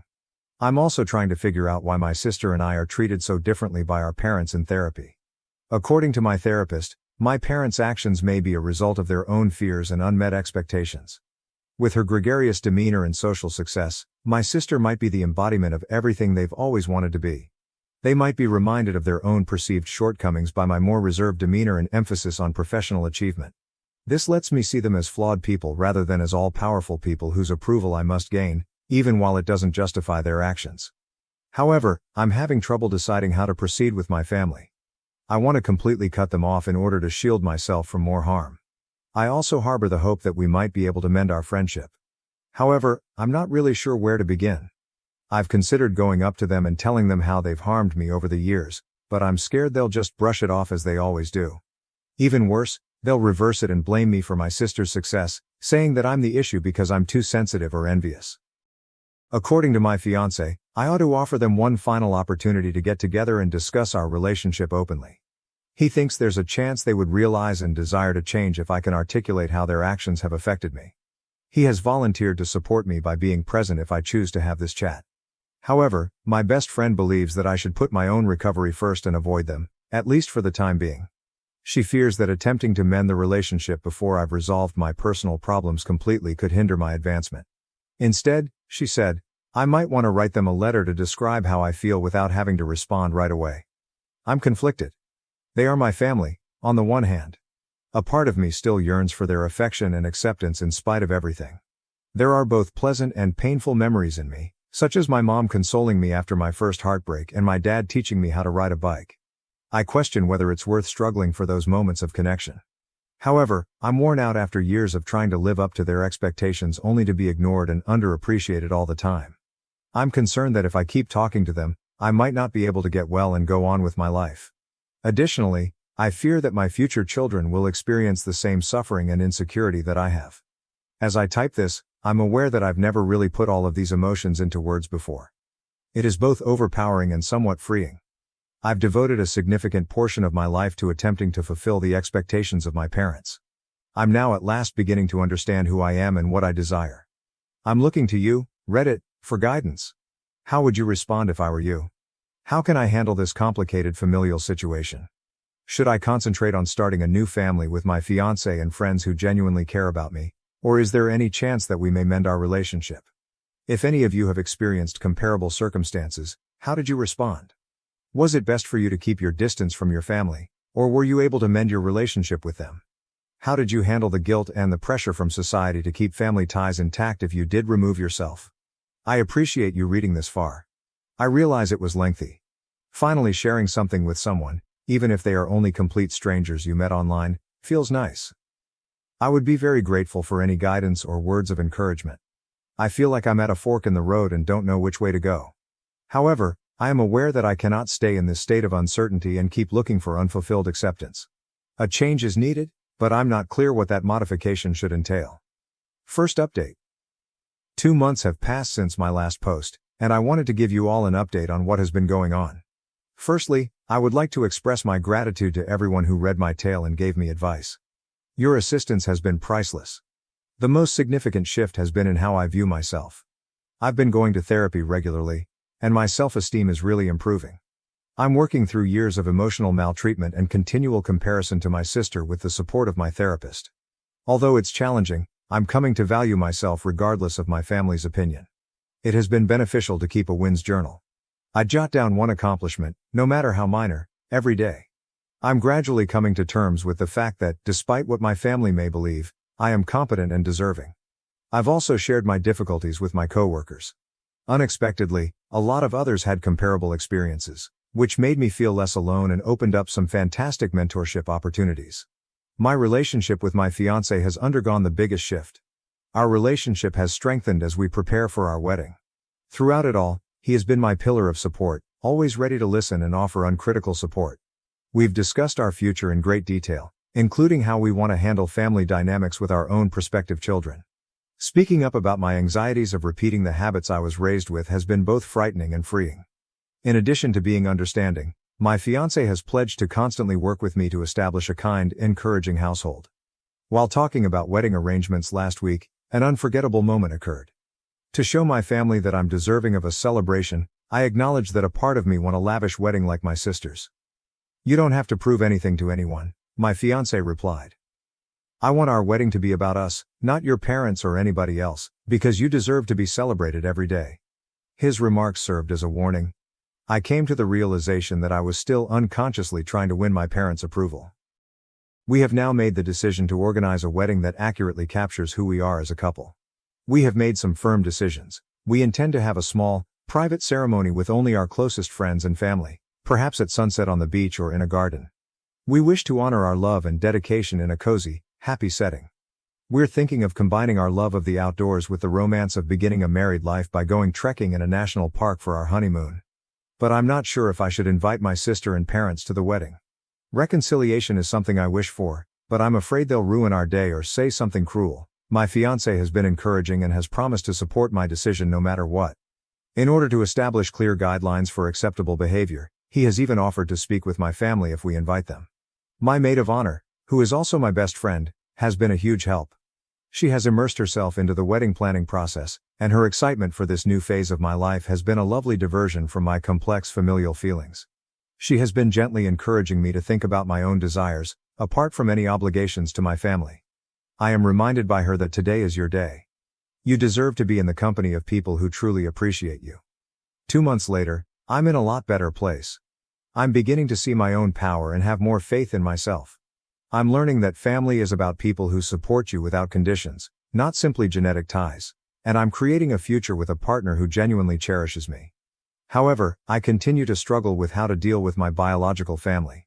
Should I risk drama by inviting them to the wedding? Should I speak with them again before making a decision? Or ought I to concentrate on this new phase of my life? Reddit, I'd love to know what you think. How have you responded to comparable circumstances involving weddings and family? I would appreciate any guidance on establishing limits or having challenging conversations. Once again, I appreciate your help. Having this place to reflect and share is really meaningful. I'll keep you informed as events develop. Second update.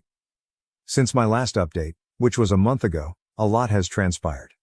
I appreciate all of your suggestions and encouragement regarding my previous post.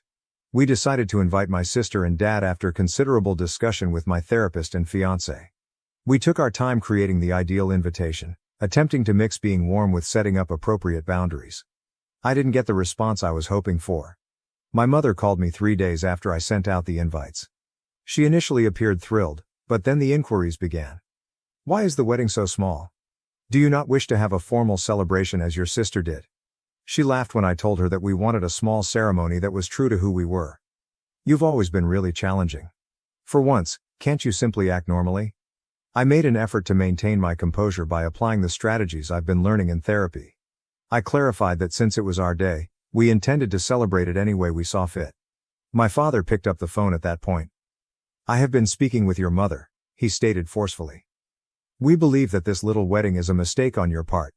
Family members find it embarrassing. What are people going to think?" I was taken aback. They continued to care more about looks than about how happy I was. I remained calm and informed them that although I valued their opinions, the choice was definitive. My father was upset and my mother was crying as the call ended. My fiancé was there to encourage me even though I was shaken by the call. Reminding me that their response was about them and not about us, he held me while I sobbed. My sister sent me an unexpectedly encouraging text the following day. I called her, bewildered. At first our chat was difficult, but she opened up as we spoke. She remarked, "I've been considering our relationship a lot. I had no idea how much you were going through. You know, I've always envied you." I was surprised. "Did you envy me?" "But the favorite was always you." She gave a sorrowful laugh. "I always felt like I was living in your shadow, maybe to our parents. You were really intelligent and motivated. I believed that in order to receive any attention at all, I needed to be the life of the party." For the first time in years, we actually spoke for hours on end. I apologized for the resentment I had held, and she apologized for the instances in which she had been disrespectful. It seemed like a beginning, but it wasn't a miracle solution. But a new problem has emerged as a result of our increased knowledge. My sister wants to contribute to the wedding and play a significant role in it. I'm excited about the prospect of repairing our connection, but I'm also cautious. Could it be that this is merely preparing me for further disappointment? Although he believes it's a good step, my fiancé is letting me make the final decision. My best buddy, who reminds me of all the hurt I've endured in the past, is more wary. She remarked, "It's acceptable to have hope, but remember to take precautions as well." I'm conflicted. Though I'm afraid of exposing myself to additional suffering, this could be the start of a new, healthy relationship with my sister. Then there is our parents' problem. If my sister is involved but they are kept at a distance, how would they respond? Regarding the actual wedding, we are proceeding with our preparations. We've located a stunning garden location that embodies the private, romantic ambiance we're aiming for. We've decided on a color palette, selected flowers, and begun researching catering choices. I'm getting enthusiastic about these details despite the familial drama. Regardless of who shows up, it serves as a reminder that this day is about celebrating our love. Throughout everything, my fiancé has been my pillar of support.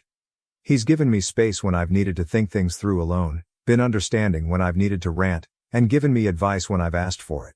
I'm even more convinced that marrying him is the perfect choice because of his consistent support. I'm focusing on establishing and upholding limits in my treatment. In order to prepare me for any challenging situations that may come up, my therapist has been helping me rehearse reactions to possible events at the wedding. Having to prepare for a confrontation on what should be one of the best days of my life makes me feel empowered, but it also makes me a little melancholy. I'm at another fork in the road, Reddit. Should I accept my sister's offer to assist with the wedding, which could lead to a reconciliation but also increase the likelihood of further harm? How do I strike a balance between the need to protect myself and my desire for family harmony? Furthermore, how can I deal with my parents' criticism without allowing it to ruin our special day? Any guidance or first-hand knowledge would be very valued. Again, I want to thank everyone for their support. You have no idea how much it means. Third update. A week has passed since our wedding, and I wanted to give everyone who has helped me along the way this last update. Everything's all occurred so quickly, and I'm still absorbing everything. I gave my sister's offer to assist with the wedding a lot of thought before accepting. Although it was a risk, I thought it was worthwhile. There was a lot going on in the days before the wedding. I was astonished at how well my sister and I worked together on the last-minute details. Although there were tense moments, we were able to resolve them and have open communication. The actual wedding day was tense. My parents were seated in the front row as I started down the aisle. My father actually grinned at me while my mother wiped at her eyes. It was something, even though it wasn't the kind of proud, warm smile I had always wanted. The ceremony was kind, intimate, and all we could have imagined.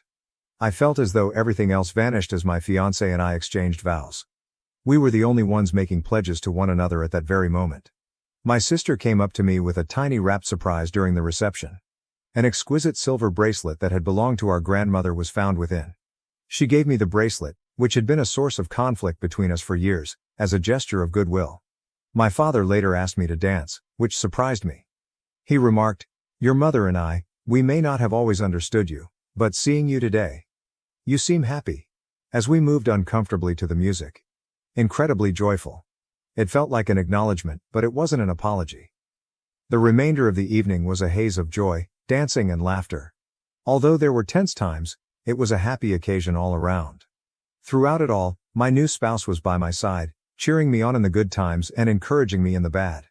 My sister took me aside one final time as we were heading out on our honeymoon. "I want you to know that even though our relationship hasn't always been easy, I'm proud of you," she said. Additionally, "I hope that we can continue to improve our friendship."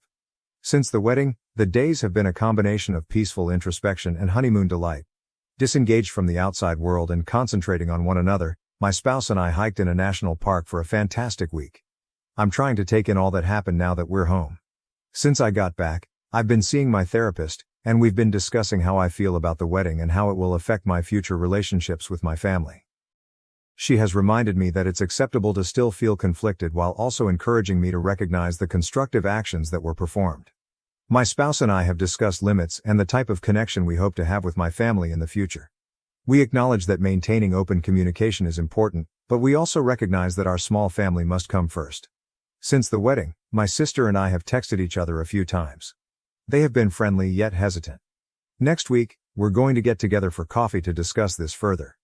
Although there is still some tension with my parents, there seems to be a change. When my mother called to inquire about the honeymoon, the conversation was a little stilted, but it lacked the criticism I've grown accustomed to. I'm struck by how much has changed as I think back on the entire experience, from my first post to this point. I'm not gullible enough to believe that our family's problems are all behind us. I'm aware that much work remains to be done, but I feel hopeful for the first time in a long time. This process has taught me a lot about who I am. Even when people don't value me, I've learned to set boundaries, stand up for what I want and value myself. I've discovered that while it's acceptable to wish for improved ties with my family, their acceptance does not determine my value. Above all, I've discovered that family isn't just about blood, it's also about the people who encourage you, share in your happiness, and support you through your hardships. Through this, my best friend, my spouse, and even some of you on Reddit have been like family to me. I want to let anyone who is dealing with comparable family problems know that things do get better. It may not be flawless. It may not be what you had anticipated. However, there is still hope. Don't be scared to set boundaries. Surround yourself with people that genuinely care about you and keep improving yourself. Once again, I want to thank everyone for their support along this trip. I have greatly benefited from your counsel, support, and shared experiences. Without you, I couldn't have survived this. Cheers to fresh starts, recovery, and building the kind of love and support that each of us deserves. I was always the forgotten one in my family, but now they want me back. My next decision will change everything in my life. In my family, I, 42, have always been the unnoticed child.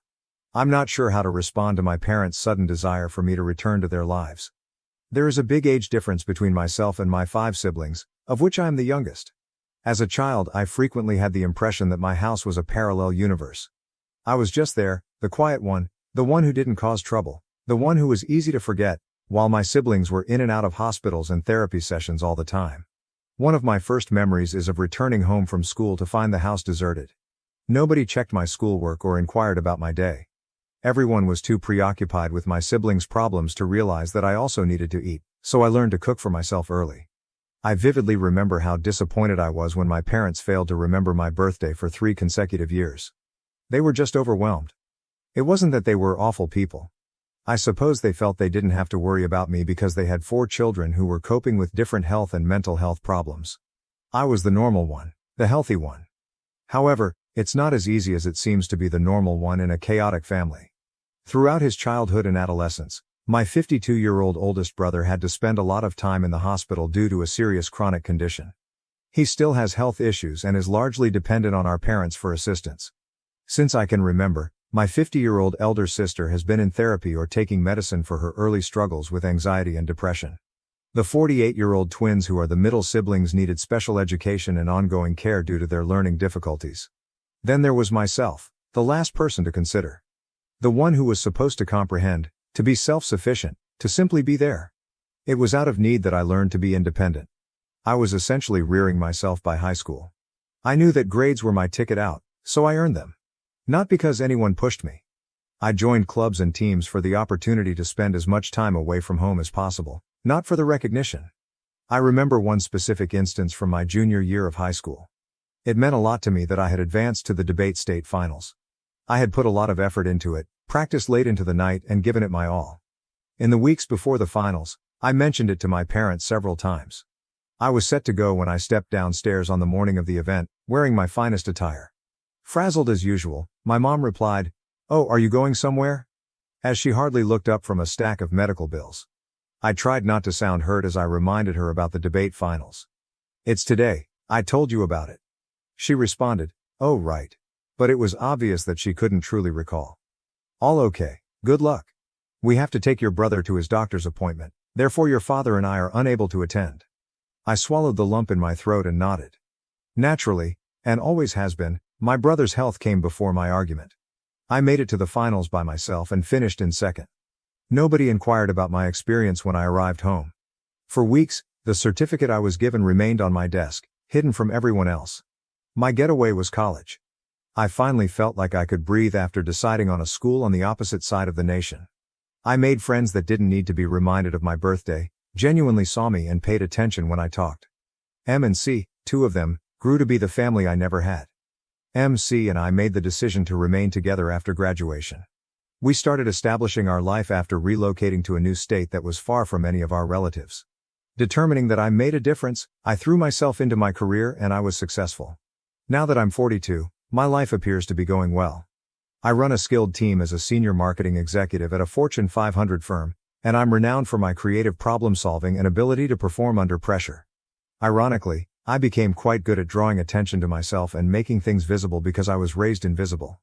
Meetings, presentations, and decisions occupy my days. Even though I put in a lot of overtime, I enjoy my job because it gives me a sense of worth and purpose that I didn't have as a child. People at work pay attention to what I have to say because they see me and respect my viewpoint. I never get tired of the euphoric feeling. My life is comfortable while I'm not working. I have a small but close-knit group of friends, I travel whenever I can, and I possess a lovely condo with a view of the city skyline. My best college pals, M and C, are still my pillars of support, and I've formed other deep bonds. We host movie marathons, game evenings, and weekend brunches. I've been addressing issues of abandonment and persistent feelings of invisibility in therapy for years. Although the process has been drawn out and occasionally difficult, it has improved my understanding of who I am. I've learned to respect myself, set limits, and quit looking to those who can't give me approval. My interactions with my family have been sparse for the past 20 years, rare visits every few years, and infrequent phone calls on holidays. To shield myself from the hurt of their apathy, I kept them at arm's length rather than cutting them off entirely. Then, unexpectedly, my mother called last week. We hadn't spoken for more than a year, and our most recent contact had been a clumsy exchange of pleasantries, so I nearly didn't respond. But I had to pick it up for some reason. Without even saying hello, she continued, "We want you to come home for Thanksgiving." She sounded older and more worn out than I could recall. "You are missed by your father and me." It seemed as though someone had punched me in the stomach. "Do you miss me?" When I was growing up, where was this? When none of them appeared after I graduated from college. When I built a life for myself for 20 years. I stumbled. "I'm not sure if I'll be able to make it. Work is really busy right now, and I have plans with friends." "Are you planning with friends?" Her voice assumed that tone of remorse that I was all too familiar with from my early years. "Your family is us.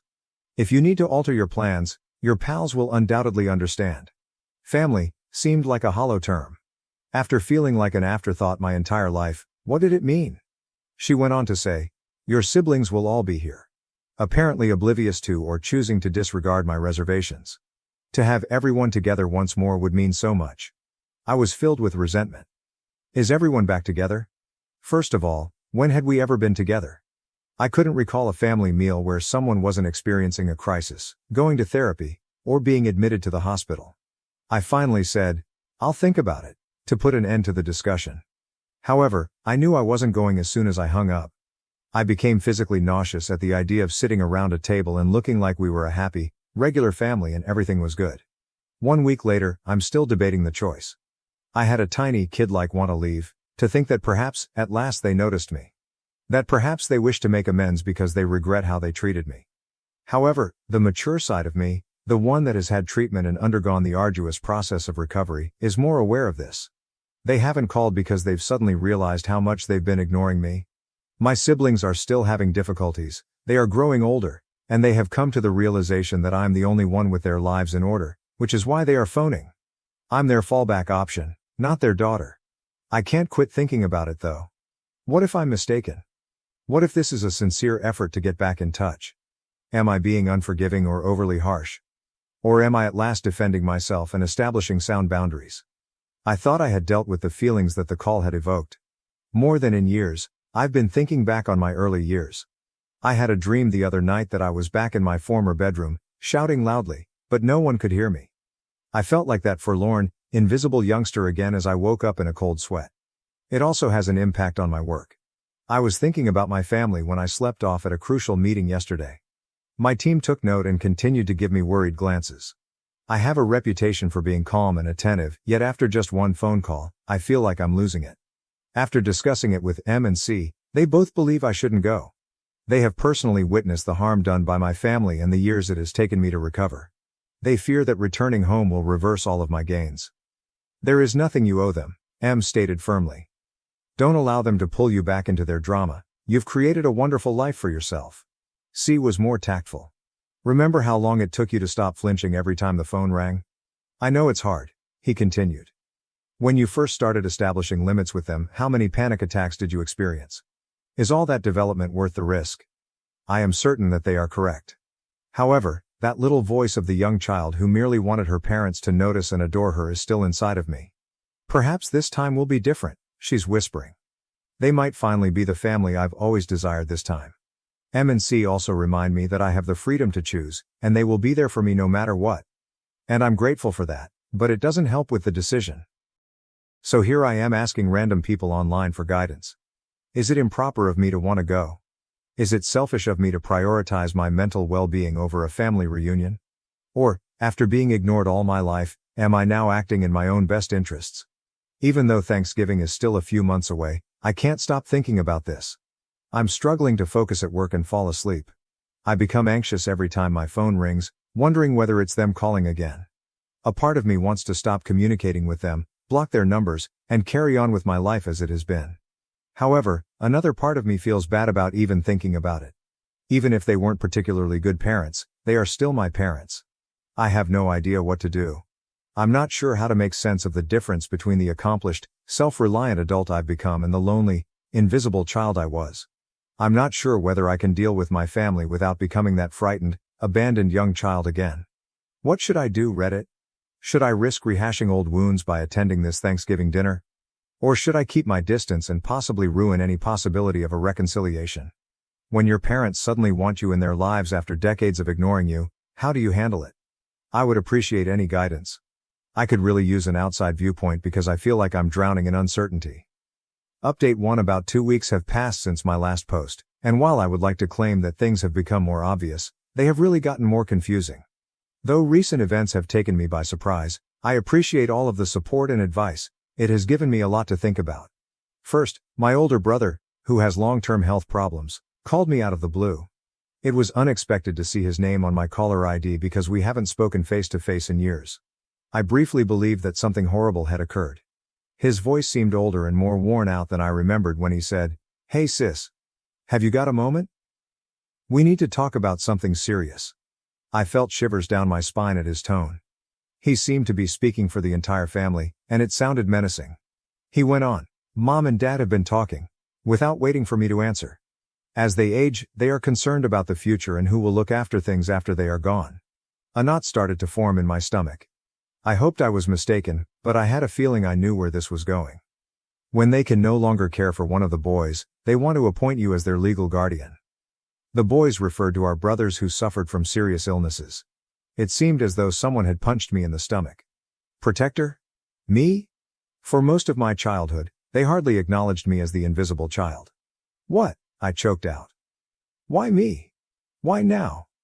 My brother let out a deep sigh. Look, I realize this is a lot to ask, but you are the only one who is truly stable. Everyone else has their own problems. You've succeeded. You're in control of your life. They believe you to be the ideal option. What I was hearing was unbelievable. Suddenly, after years of being neglected and treated as an afterthought, I was given this enormous duty. It was like a horrible joke and it felt unreal. Have they even considered asking me about this? With a voice trembling with rage and incredulity, I demanded. Or were they just going to spring it on me at Thanksgiving? The person on the other end of the line paused for a while. When he eventually said, they were hoping to discuss it in person. I thought you should know beforehand, give you time to think about it. Consider it. How could I possibly consider being guardian of a brother that I don't really know? A sibling who has spent decades taking care of our parents. I can't do this, I replied, hardly raising my voice above a whisper. I can't just take on this duty and drop everything. My life is my own. Plans of my own. My brother remarked, I know it's a lot. in an apologetic tone. They're desperate though. They must have confidence that someone will cover for them while they are away. I sat in startled silence for what seemed like hours after we hung up. It was all so utterly ridiculous. After years of ignoring me, they now wanted to put this huge responsibility on me without even consulting me. I thought things couldn't get any more confusing, but a few days later, I got a letter from my mother. It was lengthy, meandering, and chock full of the same guilt-tripping jargon I recalled from my early years.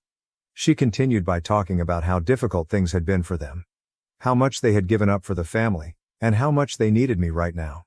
Near the end was the section that truly affected me. "Sweetheart, we're not asking for much," she wrote. "All we need to know is that someone will take care of the family while we are away. Our only hope is you." Just hope. I mean, how many times did I need them? When I was growing up, feeling unwelcome and invisible, where was there hope for me? Ever since I got that letter, I've been a complete disaster. I've struggled to focus at work and sleep. My group has observed.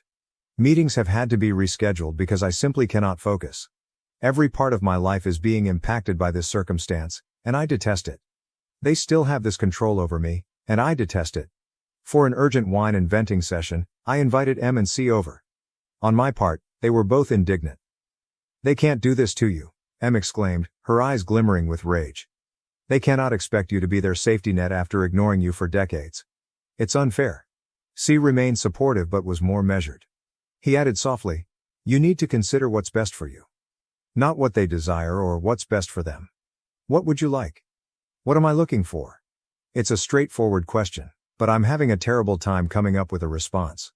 A part of me, the young child who constantly sought her parents' favor, longs to say yes and to be the decent daughter they never thought I was. However, the mature me, who has put a lot of effort into creating a life and identity apart from my family's shadow, is yelling no. I've devoted a significant portion of my life to proving my value to them, to being noticed, to being appreciated. And they want me to sacrifice everything now that I am at last living a life where I am respected and seen. To suspend my life. To tidy up the mess they created. I become more irate the more I consider it. I'm not being asked to join the family. They want me to be their guardian and caregiver. They want a promise that their issues would be resolved when they leave, not a relationship with me. I've made up my mind after spending hours discussing it with M and C. I will not be attending Thanksgiving. I will not act as their guardian. I refuse to allow them to drag me back into the dysfunction from which I have so desperately fled. It won't be simple, I know. I'm aware that there will be emotional manipulation and guilt trips. However, I am also aware that I am worthy of better. I should be able to live the life I have created for myself without having to deal with their disregard and demands. I will give my brother a call back tomorrow to inform him of my choice. After that, I'll send a letter to my parents outlining my reasons for not attending Thanksgiving and my inability to fulfill their wishes for me to be their guardian. Even though I know it's the correct thing to do, it will be difficult. I'm afraid. I'm depressed. I'm pleased with myself for finally putting my needs first and putting my own health ahead of their expectations, even if I still want things to be different. Thank you to everyone who left a remark on my previous post. During this trying time, your words of support and encouragement have been invaluable. After a lifetime of feeling invisible, it means more than you can imagine to feel seen and understood. After speaking with my family, I'll provide another update. Good luck to me. I suspect that I will require it. Update 2. I feel like I've aged years in a matter of weeks since my last update, which was around a month ago. My family's predicament has escalated in unexpected ways, and I'm still in shock over all that has transpired. I want to start by saying thank you to everyone who left a comment on my previous post. During a very trying period, your guidance and encouragement meant the world to me. I heeded your advice, and when I needed it most, it gave me the courage to defend myself. I declined the position of guardian for my siblings and chose not to attend Thanksgiving, as I said in my previous update. After calling my brother to inform him of my choice, I wrote a letter to my parents outlining my justifications. For a time at least, I believed that would be the end of it. I was mistaken. When I got home from work last week, my 70-year-old mother was waiting for me at the door. I was so shocked that I almost dropped my keys.